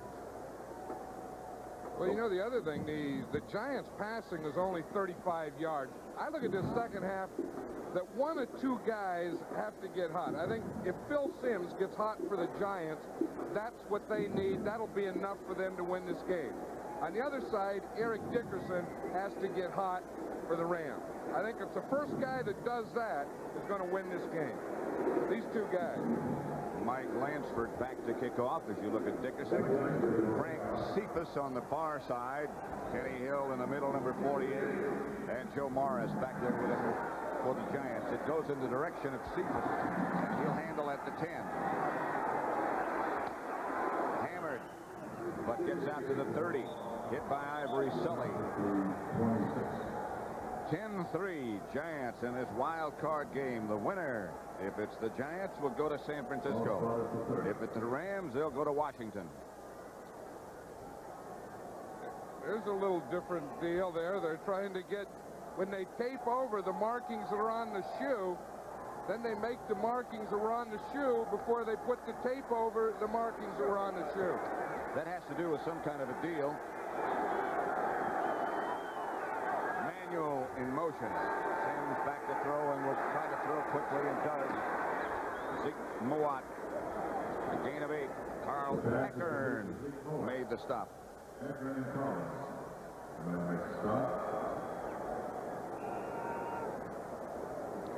First half possessions, you can see where the Giants started. 47-42. The LA 23, that led to the touchdown. The LA 48 really never did have very bad field position. Handoff is to Morris. Morris trying the right side. Lunges near first-round yardage. Vince Newsom made the stop, and I think he got the first. Well, they move it back a little bit. Might be a foot short, and it might be there. It is a first down. Joe Morris out to the right side. You know, one thing I think the Giants somewhere in this second half, to me, they play the best offensive football when they have 1 tight end, 3 wide receivers, and 1 back in the backfield. They're using more 2-back today. And I think if and when they decide to open it up, the best way they do it is 3 wide receivers. Now they go with the 1 back again, and they send Galbraith in motion. The Rams show blitz. To Ernest Gray from Sims. Johnny Johnson on the stop. Gain of 8. It'll be 2nd and 2. Johnny Johnson made the stop. You know, Phil Sims is the type of guy that can get hot, too, and success builds success in him. If he can get the ball off, if he has his protection, find his guys, he hits a couple like this, then the more confidence he gets, the deeper and deeper he starts going. And the Giant offensive line did a good job of picking up that Ram blitz. They made all the right adjustments. 2nd down at the 49. Bobby Johnson is the man in motion. Rams on a blitz again. Carpenter. Close. Hit by Greg Meisner, the nose man. He's Well, close that to his time first down. the blitz up there, that was Gary Green, the cornerback, was coming on the blitz. Let's watch Meisner, number 67, the nose tackle over the center. He starts on there, 69, I mean Meisner. He starts on the center, starts riding Belcher down, and then plays off him to his right side. The 4-year pro from Pittsburgh. 3rd down and a foot. Or less. Morris hammers over the right side. A penalty marker is down. I think it might have been Youngblood who jumped. It was Jack Youngblood. That'll be against the Rams. It'll be a 1st down for the Giants. And Youngblood was trying to get down there low, get some penetration, get in that backfield, and he just started a little early. Defense, 85. That'll be a 1st down. The Rams have been penalized. Here's Youngblood again. I want you to see he was trying to get down and hit that gap between the center and the tight end. Just got started a little early. You know, sometime when you have an injury, talked about Youngblood having that sciatic nerve thing, you lose a little of your concentration. And you try to compensate.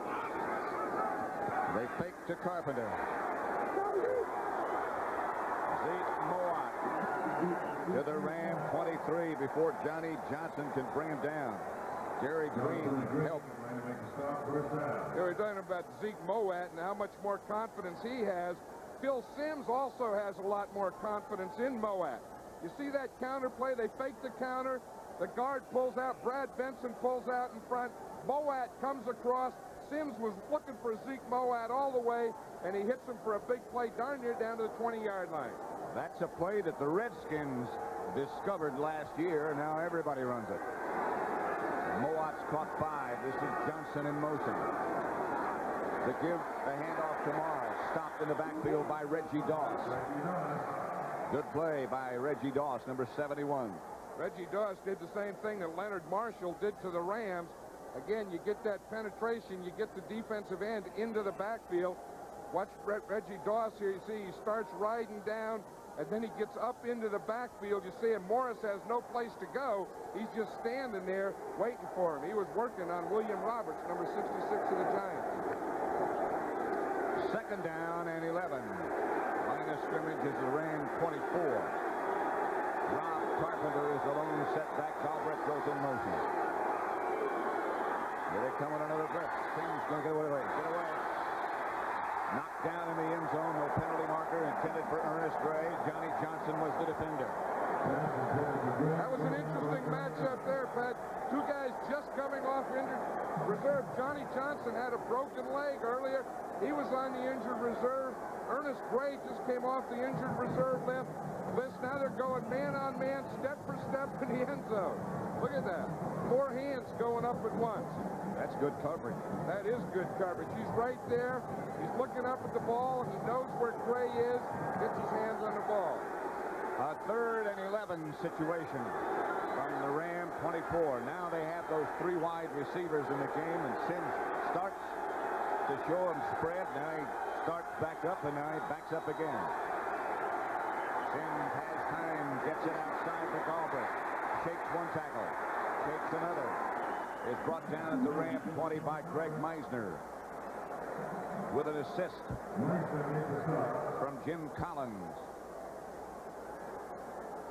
is what a nose tackle has to do on a pass. Watch Meisner, 69 there. He starts a rush. Now he sees it's a pass down the line, so you don't run in behind. You just lumber right down the line and see if you can find something down there. He did that time. He found Galbraith. Stopped him from getting the first down. They can kick a field goal. That's pretty good hustle. You got to want to get there to do that. 39 yards away. There's Ali Haji Sheikh. Good. 13-3. Giants. John Robinson looking on. He can't be too unhappy with his defense, although the Giants did get a field goal out of it. Parcells looking on anxiously. Thank you, sir. Thank you, Sheik. 13-3. NFC wild card game. The Giants over the Rams 13-3, third quarter. If the Giants win, they're going to spend Christmas on the West Coast. Ali Haji Sheik, knuckleball. Handled by Barry Redden right up in the wedge. And hammered down at about the 21 by the Giants special teams led by Elvis Patterson.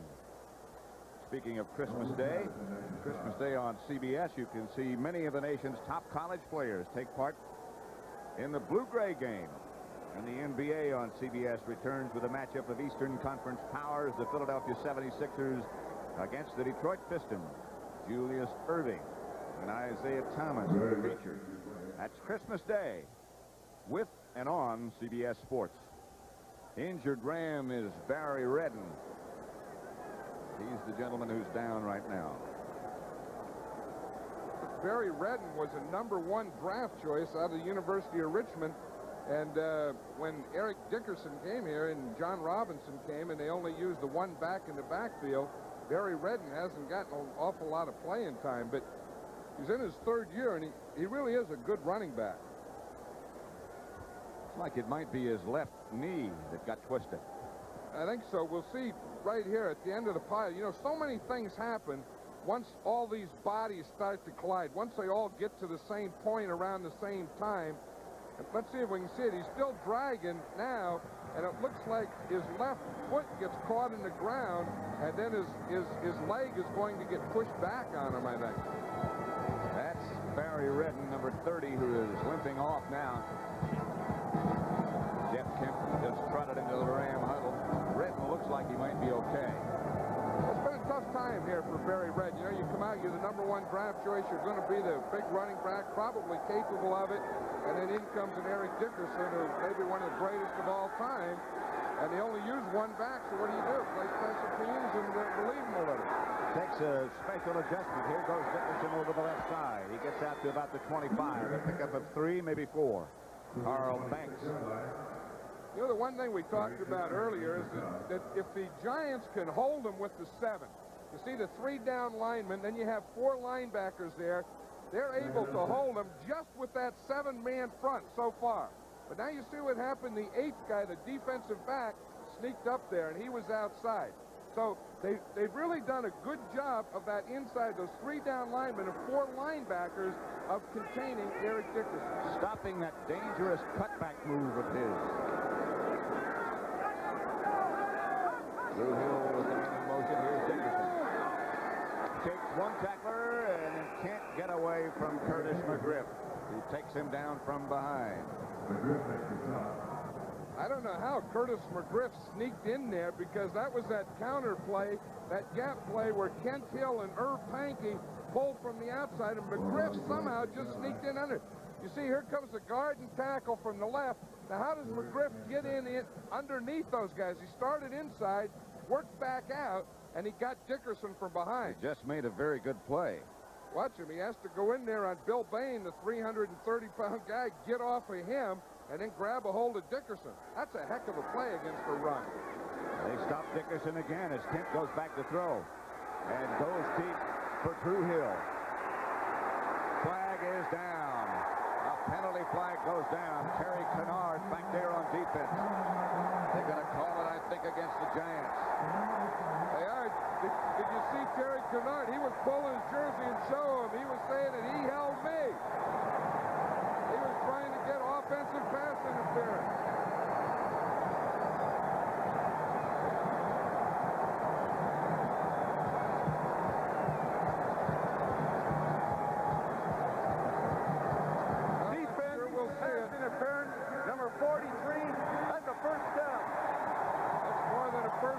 that's a lot of yardage. Watch it. It's double coverage. 43, Kennard is running right there. He gets his left arm around, then he gets his left arm up. That doggone it, I don't think that's pass interference. That guy has to be able to play. You got to let him play. He didn't do anything. He just covered him. Yeah, that's wrong. That's not interference. A penalty of 45 yards. As you said, a lot more than a first down. The Rams go with Dickerson again. He is hit after a gain of maybe 2. Kenny Daniel made the contact. Bill Parcells really upset with the officiating and the call against Terry Kennard. Well, he has a right to be upset on that one. No, he just put his arm in there. He was just defending. Parcells, he's down there sweating. Man, we're in the trenches now. We're getting here in the second half. We're getting a little excitement. See, he just has his left arm up there as he's running, and then he's going up there to catch the ball. I don't know that. And if that is, it shouldn't be. I don't know that the ball was catchable even. Well, the guys have to be able to do something on defense. You got to let them play. Then gets it outside. McDonald will have the Rams first down at about the Giants' 17-yard line.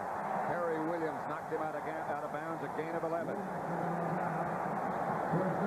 Hey, we see this more and more. These quarterbacks, right now, they have to be tough guys. Watch, here comes Lawrence Taylor. He loops around, comes right in on Jeff Kemp, hits him with that right arm and hand and shoulder, and he looked like a little doll when he hit him, the way he flopped to the ground. They would just hit him with one arm. Whoop, whoop, whoop. 6 out of 9 is Kemp for 76 yards. First down, Rams at the Giants' 16. 13-3, the Giants lead it. Brown in motion. Kemp backpedals. Looking. Got no place to go, and he gets slung to the ground back at the line of scrimmage by Banks. 14-yard line. 13-3. 6:55 left to play third quarter. You know, the one thing about the playoffs, we saw Coach Bill Parcells over there. He was yelling and sweating, and the intensity is picking up now. There's so much finality about this thing. I mean, we all know that the winner goes on. They're playing next week. And the loser, just everything ends so suddenly. Sometimes you have to keep in mind that to be here, you have to have a good year. Here's Dickerson to the outside, and he's going to score. McDonald got the key block. 14-yard touchdown run for Eric Dickerson.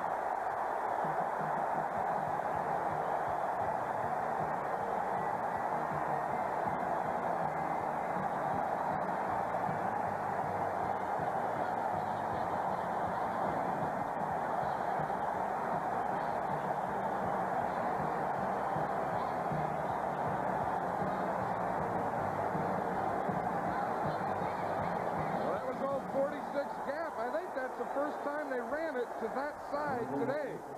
Look what they found. Lansford with Dills holding, trying to make it 13-10.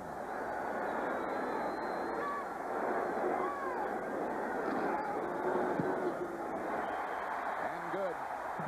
78 yards in 6 plays. They kept the ball 3 minutes, 45 secondary. Hey, the big block on that touchdown was from number 83. Watch him here. James McDonald didn't play college football. He was a basketball player at SC. Watch that block in the corner. He gets the corner man, and then Dickerson gets a step through. There's no one going to catch him to that flag. Eric Dickerson from 14 yards out. And the Rams move closer, 13-10. Saw the block on James McDonald, the block that he got, but watch the block that guard Dennis Harris gets. He and Bill Bain are going to pull. Now, that's a real load coming around this side, but Harris right here is going to get Lawrence Taylor right here. Now, watch this block as they come around. Here you get the 2 big guys. Here's about 600 pounds pulling to the left. 600 pounds turning up. See right there. See, Harris got Lawrence Taylor, the guy who makes most of the tackles. James McDonald got the corner, and Dickerson took it in. And it's 13-10. The Giants over the Rams with 6:25 left to play third quarter.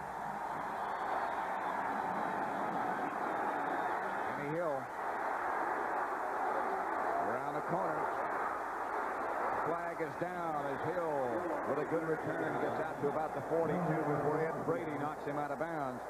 But a penalty marker, a flag back at the 30.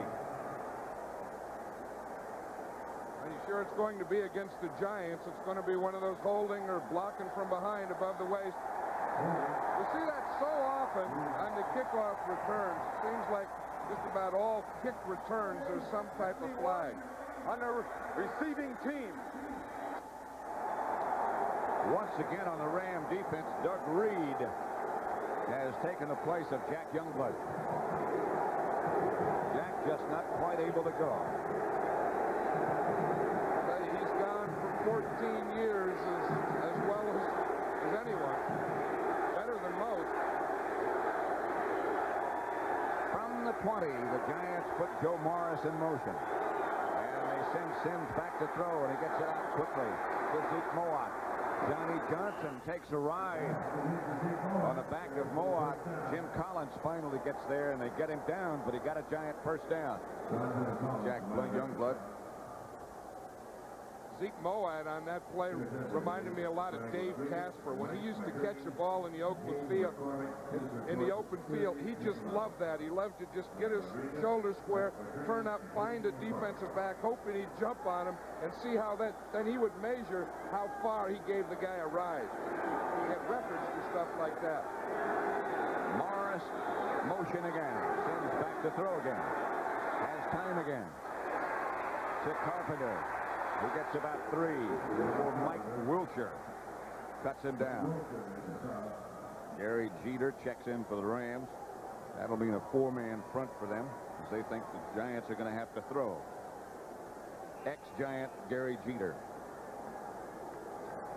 Gary Jeter plays inside and out. He'll play some at left defensive end. When he comes in as a 4-man line, he usually plays a tackle position, but they switch him around up and down the line of scrimmage. I think on this play, he's a right defensive end. He is. He replaces Reggie Doss. The ex-Giant Gary Jeter. Jackson was the man in motion. The handoff is to Morris. Hit in the backfield and now smothered finally by Jeter. Hit first by DeJournay. That's a guy who's made a lot of big plays today for this Ram defense is Charles DeJournay. He doesn't even start at nose tackle. He's an alternate in there, but that's about the 3rd or 4th time. Watch him over the center. He starts over Belcher, makes a move to the outside, and he gets Joe Morris before he can get to that corner, and then, of course, the whole defense collapses on him. But DeJournay, the nose tackle, is the guy that made that happen. 3rd down and long, 12 to be exact, as the Giants move into the spread. Sims is at his own 24-yard line. In the pocket is Sims. He has a man open. It's Lionel Manuel, and he'll move into Ram territory. First down. Johnny Johnson was the nearest defender. Good throw by Sims. I'll tell you, I think they have to get the ball more and more to Lionel Manuel. To me, he's the most exciting player on this Giant team because he has the speed and he has the quickness, and that's the type of guy you want to handle the ball. See that? He comes in. He was going to go inside. He read something in the defense, worked back out, but this little guy can do it all. He can run fast. He has good quickness, good hands. He's an exciting player. He's a game breaker. I think you have to get the ball in his hands as much as you can. To Sims' credit, he figured out where he was going and got it to him. Morris breaks to about the 41 and picks up about 5 yards before Jim Collins stopped him. Giant lead is 3 points. Clock running with 3:40 left, 3rd quarter. It's a good cutback by Joe Morris. I bet you Kevin Belcher did a good job of blocking on the nose tackle that time because the play started off over the right tackle. Morris cut it back over the center. 2nd and 6 at the Ram 40. Dolphus goes in motion. Sims back to throw. Done a good job picking up those blitzes. He has Ernest Gray and overthrows him.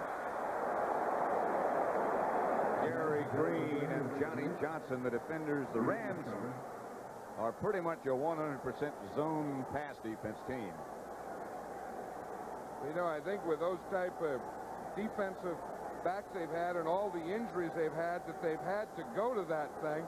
It looks like had Sims taken a little off of that, Ernest Gray did beat that coverage. It looked like he split it and was behind it. Sims is 16 out of 24 for 126 yards, and he's hit 10 out of his last 12. 136, make it. 3rd and 6. Sims has Lionel Manuel, who stays on his feet, still on his feet, to the Ram 20. Sims took a tough shot. Sims really took a wallop as a Giant player down. 20-yard pickup. Bill Sims is going off the field. Hey, he really took a shot after he threw that ball, and it looks like it's his left arm or shoulder. He's saying he's all right now. Watch it. He's looking for Lionel Manuel on the right side. He finds it. He takes a jolt right there just as he throws the ball. I don't think he realized that he was hurt yet until he got up, and he told the referee right behind him he took a timeout. He's looking all the way. He really takes a shot by number 71, Reggie Dawson was. And the Giant who's down is the right tackle, Carl Nelson, I believe. And he's still down. 13-10 Giants over the Rams. Carl Nelson, who was on the bottom of that pile after Sims got hit, took a blow to the ribs. His replacement is Conrad Goody, number 62. And he'll be facing Doug Reed. First down Giants. Ram 20. Byron Williams split one of the receivers to give this to Morris. He's hit by DeJournay back at the line of scrimmage again. If the Giants are going to get some running going, the one thing they have to do is start getting DeJournay blocked. He's the guy that's really caused them problems. Watch him in here. He's over the center, starts to the left, just follows Brad Benson, number 6. He just follows him and says, look, here's Joe Morris. I'll take him. I don't want that guard anyway. Nobody blocked him. Nope. He ran around the center to the right and followed the left guard pulling. A lot of guys around who'll be problems if you don't block them. That could be a problem. Sims swings it outside to Carpenter, who dances down to the 15 before Collins arrives. 1:48 left, third quarter. Giants 13, Rams 10. There you go, Rob Carpenter took a little extra dance there, and he's thinking all he did was let some more Rams arrive on the scene. Had he made one cut, taken it up the field, there wouldn't have been as many blue jerseys. Clock still running with 1:25 now left to play third quarter as Bobby Johnson checks in with the play and tells Phil Sims.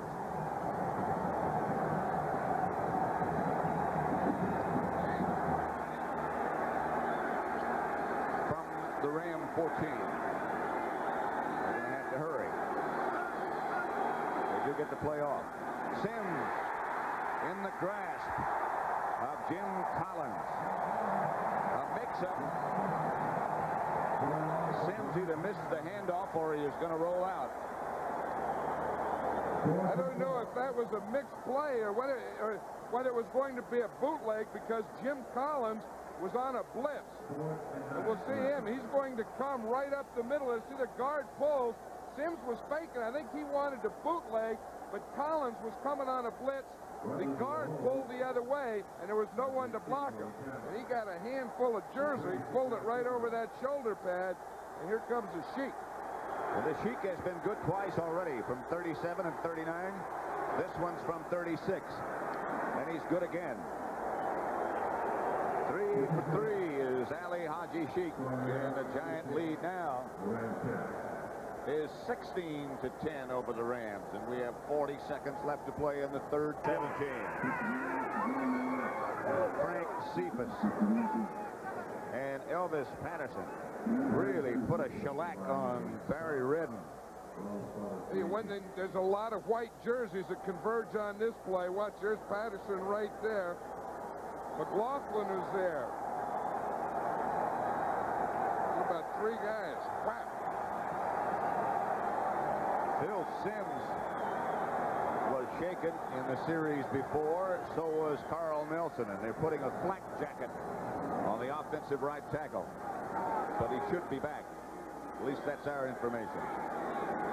Eric Dickerson again is the lone setback as the Rams take over at their own 17. Kemp goes back to throw. It's tight end Mike Barber. Outside the 20, about the 22, about a 5-yard gain. Lawrence Taylor on the stop. Drop at the 23-yard line by Reason and Taylor. 12 seconds now, 10 left to play in the third quarter. And the Giants lead by 6. Phil Sims on the telephone on the other side. Hoping, say, Mom, I won't be home for Christmas. They're going to stay out here if they do. Time of possession, third quarter. The Giants had it 10:55. The Rams 4:05. That's the end of the third quarter now with the score. The Giants 16, the Rams 10, and we now pause for a word from your local station. One more quarter to go in this wild card game. Pat Summerall and John Madden at Anaheim Stadium, where the Giants lead it 16-10. Rams have the ball at their own 23-yard line. 2nd and 5. You know, the Giants only got 3 points out of that drive. They kept the ball out of the Rams' hand. They can't wear him down. They kept it out of Eric Dickerson's hand. Now it's in his hand. Dickerson hammers over the right side. Only got a couple. It'll be third and about 3 or 4. Curtis McGriff, who's had a good game, made the tackle. You know, I'm surprised that they keep running that play to the right. I'm surprised that they haven't come back more to the left with it. And they've only run it 1 time to the left, and they got big yardage over here, and they keep running it to the right at Curtis McGriff, who I think is the Giants' best defensive lineman against the run. As Bill Parcells said to us yesterday afternoon, McGriff and Bain, that's going to be a battle, and it has been. Battle of the bones. Kemp back to throw. A first down to Barber. Barber handles his way out to the 41-yard line. Terry Kennard on the stop. A gain of 16.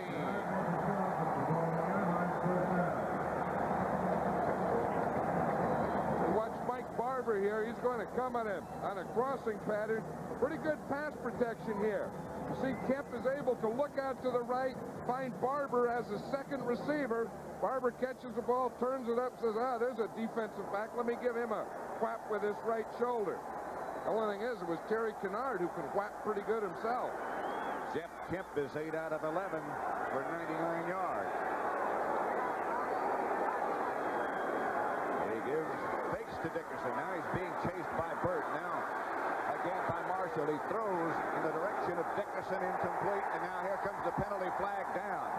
Harry Carson, the defender, and they'll call it against Carson. And I don't think there's much doubt about that one.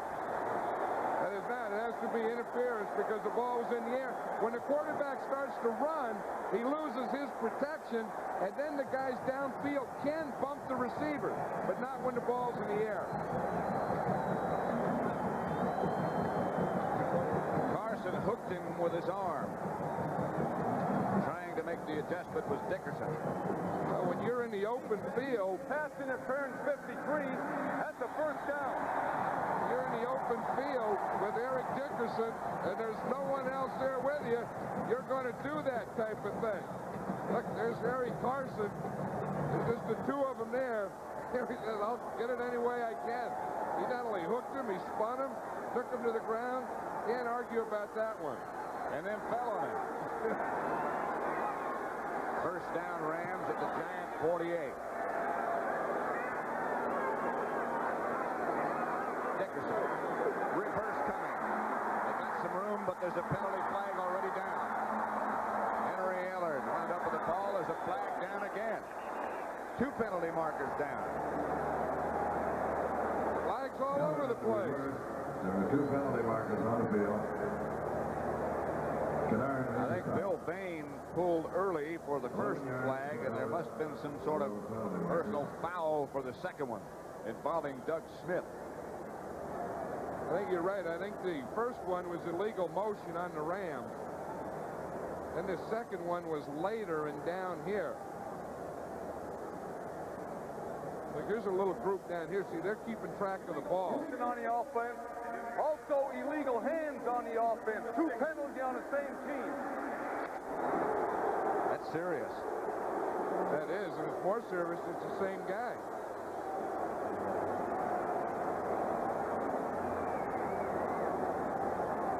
Penalize the illegal hands. 10 yards. It couldn't have been the same guy. I think Bain moved early, the first thing, and then I think the other one was downfield on a block later. Let's see if we can see it here. The first one, it looked like Bain fired out a little early.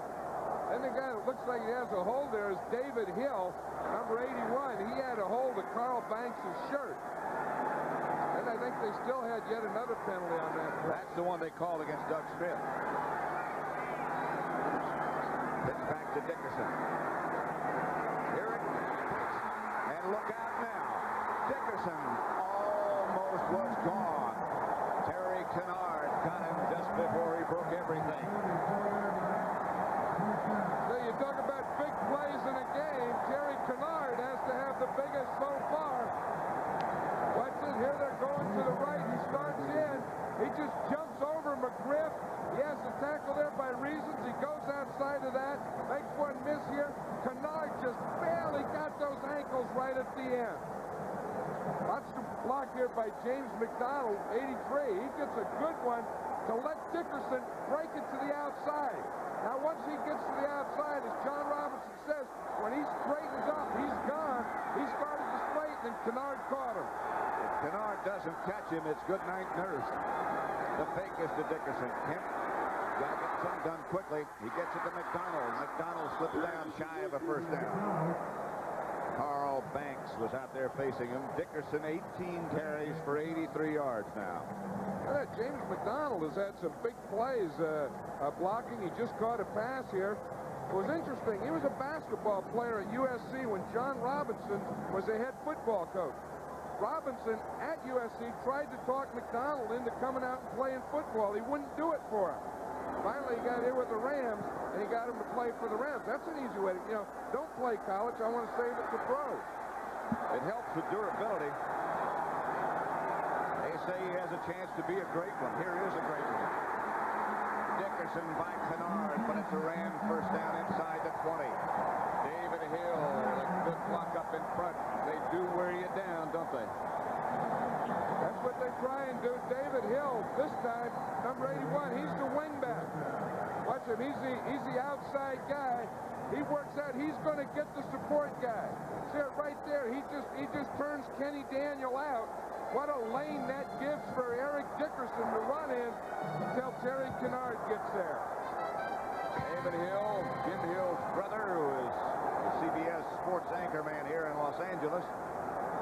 And, of course, David had a great many good years in Detroit before he came here. Timeout. You know, David Hill, he's a tight end. Most tight ends are around 225, 230, 235. David Hill weighs over 250 pounds. Bill Parcells with cause for the concern at the moment. Wild card game at Anaheim Stadium, where the Rams are on the move with a 1st and 10 at the Giant 19. Dickerson to the left, to the corner, to the 11. Lawrence Taylor on the stop. The other guy that was on the stop is Terry Kennard. You know, if the Giants didn't have Kennard on this series, the Rams could have scored at least 2 touchdowns. What's the job that they do here on Taylor? Mike Barber, 86, keeps him out there. Now once you cut back, there's Kennard. He makes the tackle there again. I'll tell you, he's been all over the field, that Kennard has. We can look here at Lawrence Taylor, but Kennard's the guy that's been making the tackles on this drive. Again, they went in the direction of David Hill, who's on the right side this time. 2nd and 2. And they go right. And Dickerson gets the first down inside the 10, where it'll be 1st and goal. Banks tripped him up, and Dickerson's over 100 yards. See that? He was following Herb Pankey and Kent Hill on that play. When I asked him yesterday, I said, who do you key? What do you look at? Who do you follow? He said, I don't know. And I think most great running backs are that way. They don't know what they do. All their runs are just instinct. Injured Giant player.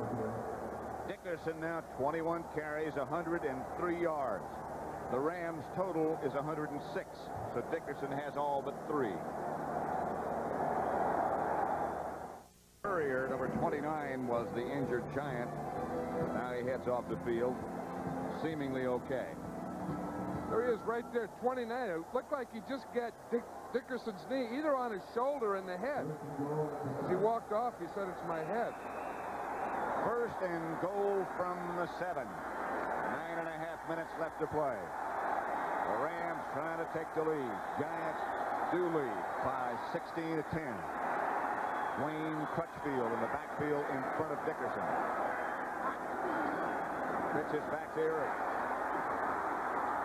He hammers to about the 3. Carl Banks on the stop from the other side of the field.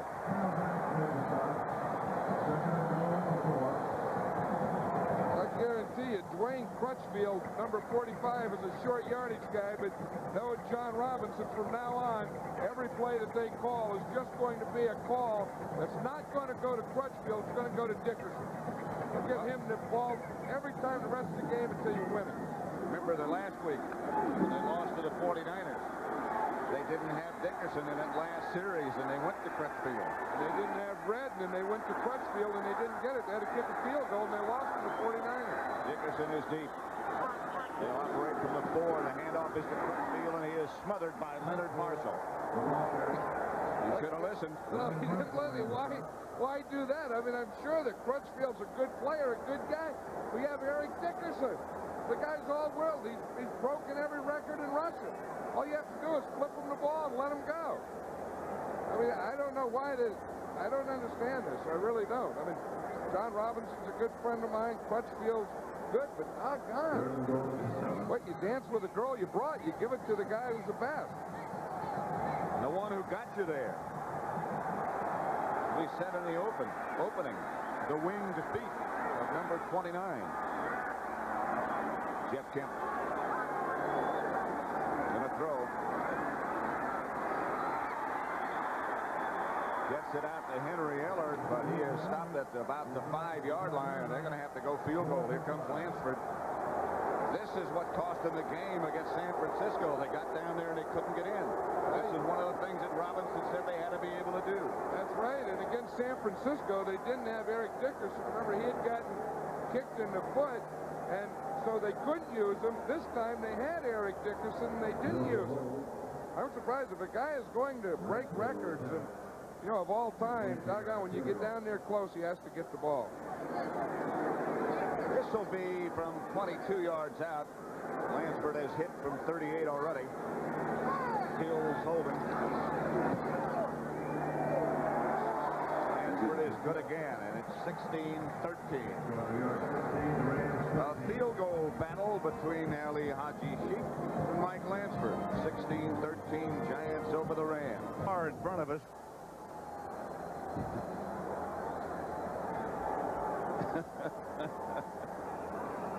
That's a horizontal bar, I mean. You have to just put your head down and put it on a swivel. Right. Kenny Hill. The return for the Rams. Number 46 down to make the tackle. John Kamana.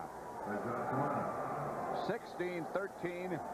6:53 left in the football game. Scoring drive took the Rams a long time to get there. 8:38. Lansford hit the field goal, and the Rams are down by 3. The Giants trying to hold on to the ball and trying to get into the playoffs. Sims has had a good day, 18 out of 26, a lot of short passes. The Giants will stay here in Fresno all week if they win before they play the 49ers next week. They're up by 3. Sims is not going to sit on it. He gets it out to Joe Morris. Morris is cut down after a gain of about 3 by Jim Collins. You know, the way this game has been going, Pat, and the field goals, you said the Ali Haji Sheikh and the Lansford field goals, this looks like to me like an overtime game. I think we're set for overtime here. Well, just a thought, you know, as we're sitting here watching this. It makes sense. Because they get down there and they can't take it in for first down. You know it's going to be a field goal. First and goal at the 7. They couldn't get in. 2nd and 8 right now for the Giants. 6:15 left to play. Giants up 16-13. Sends again back to throw. Has time. Gets it outside to Rob Carpenter. Carpenter was shut down short of the first down by about 1.5 yards, it appears. Carl Eckern was the first man to hit him.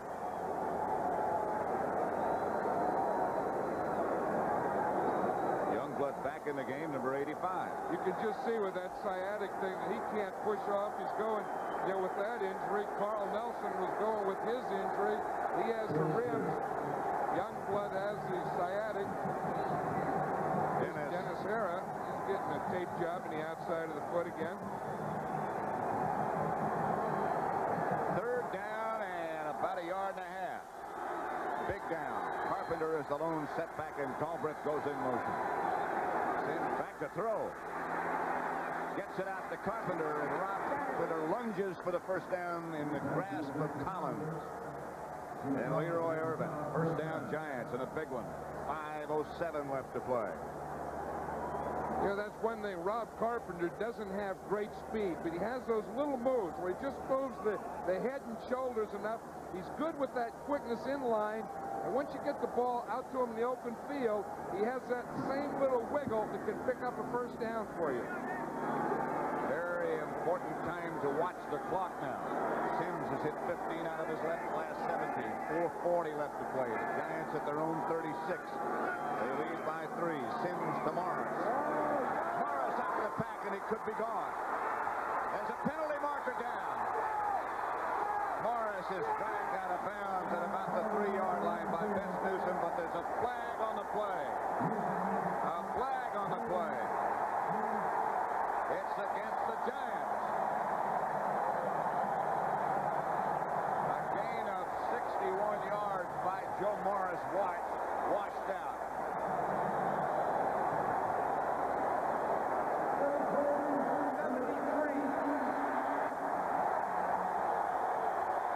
That was an inside play. The guy that they caught for holding is number 73, the center, Kevin Belcher. And that's right where Joe Morris ran. Hey, you talk about big plays. This is the biggest one, and it's by the officials. Watch Belcher. Looks good to me so far. Now, you can't see. Could have held the right hand back there of Greg Meisner. But I tell you, it's still a heck of a run by Joe Morris. Let's see if you can see it. The left side of the picture, you see his right hand there? He has it on Meisner's right arm. I don't know. 1st and 20, back at the 26 now, as Sims goes to Zeke Moat. Pick up about 6. Carl Eckern on the stop, and the clock is still going, winding down at 4:15. Moat has 7 catches for 73 yards. Hey, Zeke Moat didn't make the Pro Bowl this year, but I bet he'll give it a good run next year. He gave it a good run this year. He was 4th in the voting. And I wouldn't be surprised if next year if he's not in the Pro Bowl. 2nd down and 14. Giants operating at their own 32. Phil Sims dealing with a hot hand right now. They send Galbraith in motion. That usually means they'll throw again, and he will. And he has some time. Sims looking. Now he doesn't have any time. And down he goes. Mike Wilcher up to knock him down. The 4th time Sims has been down. I'll tell you, Jack Youngblood just can't run. It's lucky that Wilcher was coming there. Youngblood was trying to chase him. He just couldn't get over there. And Wilcher makes a heck of a move here at the end. But watch 85, Youngblood. He just can't push off of his leg. Now as he starts to run, there's no way that he's going to get out there. But here comes number 54, Wilcher. He was in coverage. He saw Sims, and he comes running up the field. That'll bring up a big 3rd down with the clock still running at 3:15 left to play. One thing Sims did do with that scramble was use up some of the clock. 3rd down and 16. a four-man front, trying to put some heat on Sims. Can't do it. Over the head and over the hands of Ernest Gray, and they'll have to punt. You might be right. I smell some overtime, too. They do, and it's all on that holding penalty of Belcher, the holding call. I'll tell you, the Giants did what they had to. They got a big run out of there. It was called back, and then they couldn't overcome that penalty. And now the Rams get a shot here. Henry Ellard is back deep, and Dave Jennings is also back deep to punt for the Giants. That doesn't count. I think they blew the whistle before the ball was snapped, Pat. I think they might have run out the 30-second clock. Right, because the official who was deep started to run up before the ball was snapped. It's against the Giants. They used too much time.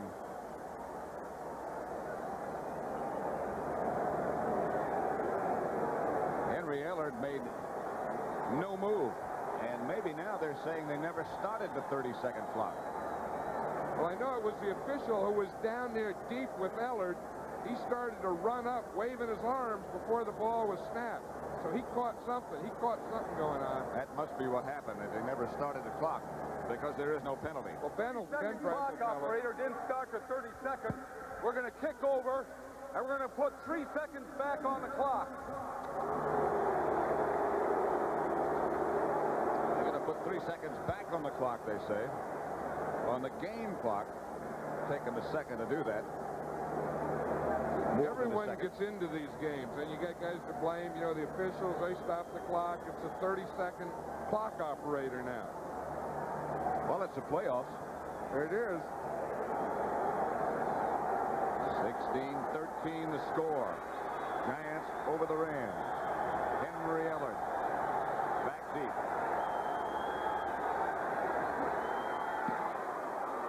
Jennings, clutch situation, gets off a good kick. Ellard's going to try to get around the corner. Can't do it. The Giants sling him down at the 25. Frank Cephas is the man who does it. A 47-yard good punt by Jennings. 3-yard return by Ellard. It's 16-13 Giants. That hold on Kevin Belcher against Meisner one more time. Here's Meisner right here. This is where it happened. Now, this is a big run of Joe Morris, the 70-yard run. You see Meisner trying to, number 69, trying to come off the block, and you see Belcher's right arm on his jersey. It's kind of tough because you can put your hand on him, you can push him. You just can't grab or hold him. That was tight. That was very tight. Keep in mind that though the Rams have the ball, they only have 2 timeouts remaining. They have, of course, the 2-minute warning. They have 2 minutes and 48 seconds left to get something done and to get Lansford in range. Fake to Dickerson. Out to Brown. Brown dancing out of bounds at about the 30 for a gain of about 5. Elvis Kenny Daniel. Elvis Patterson also on the play. Kenny Daniel knocked him out of bounds. Brown, the sprinter, out of bounds, stops the clock with 2:42. Gain of 4, make it 2nd and 6. You know, the Rams now, they have to be thinking field goal, so they don't have to think of going 70 yards, but they have to think of going 40 yards. 40 yards will put them in field goal range. They also have to be thinking first down somewhere along the line. Back to Dickerson.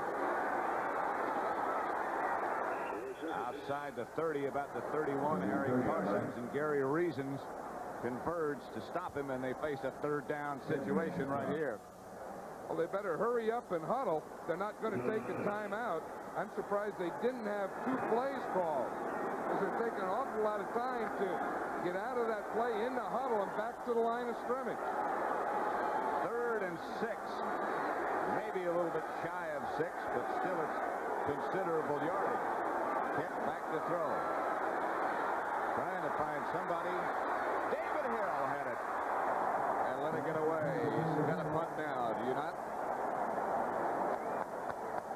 This is a tough thing. I don't think he will. The guy who made the biggest play on that was the left defensive end. It was George Martin. They tried to get Dickerson out, and George Martin started his rush and came off on him. And the Rams have taken a timeout with 2 minutes and 2 seconds left on the clock. Jeff Kemp comes over to the sideline to talk to John Robinson. Watch him here now. Jeff Kemp is going to try and throw the ball out to his right to Dickerson. You see him right here. He's trying to come off here, right there. George Martin came off with him. He didn't let Dickerson get out there. Now he had to come back to Hill.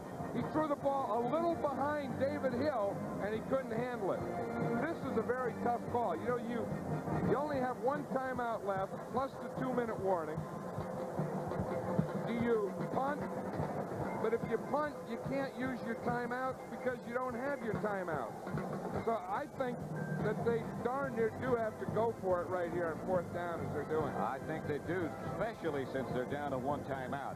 You see, if they had their timeouts, they'd be able to do it. They'd be able to punt, then use their timeouts to get the ball back. But here now, the whole season for the Rams is boiling down to this one play. That's a situation, I think, that when you say exactly what you say is true, that this whole season for the Rams boils down to this one play. In many ways, it seems unfair because they have had a good year, both teams. It could be over on one play. They're going for it. They have to. After this, they'll have the 2-minute warning. Taylor showing blitz. And Cummings. And Kemp is hit from behind. The ball comes loose, and the Giants will get it. And it appears that the Giants will be going to San Francisco and staying in California for Christmas. It was ruled a fumble, and the Giants come up with it. This is Bill Fain rolling on the ground and hurt. The Giants sure got the pass rush, so when they needed it, both ends he's going to get it from his right side and his left side as the thing starts to collapse on him about right now. Here they come. One Taylor from the backside, Martin from the backside, and someone right up the front hit him. He had 3-on-1 there. Andy Hedden was the third man as Bill Parcells has reason to smile. The Giants take over at the Ram 34. Bill Bain limping off the field. The Giants leading 16-13. Here's the big 4th down pass rush. Lawrence Taylor coming from the outside here in the right, the bottom of the screen. George Martin, 75, up there in the top. We get the big push in there. Now watch, Taylor gets free off of Pankey. He's coming from behind. Here's Martin coming from the other side, and Hedden is in there also. It was ruled a fumble, and the Giant bench is a place that you'd go right now if you wanted to celebrate. A minute 58 left to play, and over there, things are not quite so happy. First down, Giants, the Ram 33. Carpenter parallels left side, stood on his feet down to about the 25. Stopped finally by Vince Newsom. The Rams' fire is just about out. Lawrence Taylor over on the sideline, happy about what's going on. Rams call their last timeout. And now it's just a waiting game. Next, the NFL Today, the post-game show. A look ahead to divisional games next week. We'll have some live interviews. Herb Cross, of course, is here with players from this game. And then a feature on a look at coaching changes around the NFL. Right now it's 16-13. The Giants over the Rams. The Rams out of timeouts. A minute 49 left on the clock, but there's no way that the Rams can stop it. All they can hope for now is a fumble.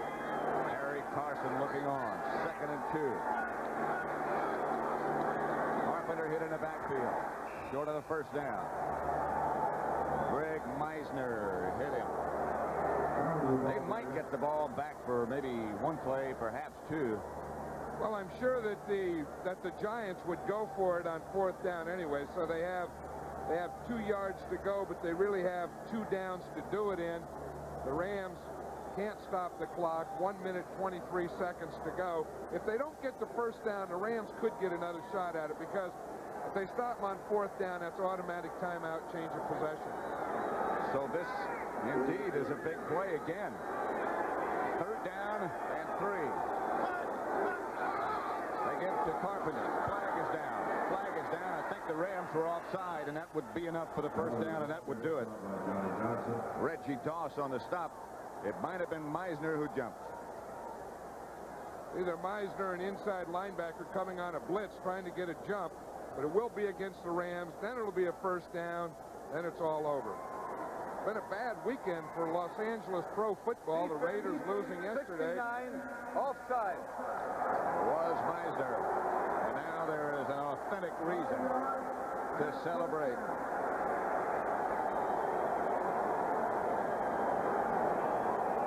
See it right there in the middle of the screen. Meisner, of course, lined up over the center. Belcher, he just got a little jump on it, hit that gap on the right before the ball was snapped. There's Bill Parcells. The man on his right and with the red hat is Bill Parcells' high school coach, his high school basketball coach. Sims just deals, and the Giants can get it done.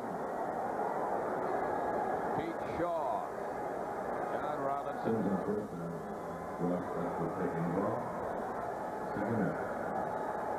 A day of sorrow for the Rams. Jack Youngblood, possibly the last game for him, depending upon how his back heals. And a sad day for all in Los Angeles. 67,000 in attendance today. Largest in Anaheim Stadium history here for this playoff game. It was not a sellout in time to lift the blackout, as Sims just kneels on it now, and the clock shows 10 seconds left to play.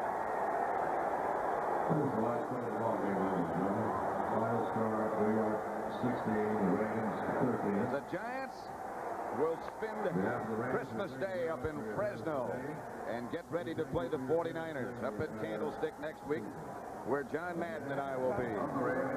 Parcells and Robinson. 16-13 Giant victory. It means the Bears go to Washington next Saturday. The NFL Today will begin it all. The NFC divisional playoff between the New York Giants and the 49ers, live at 3:30 Eastern time. That's where Coach Madden and I will be. And on Sunday, again, the NFL Today, and the Redskins and the Bears, the winners of the NFC Central and the NFC East.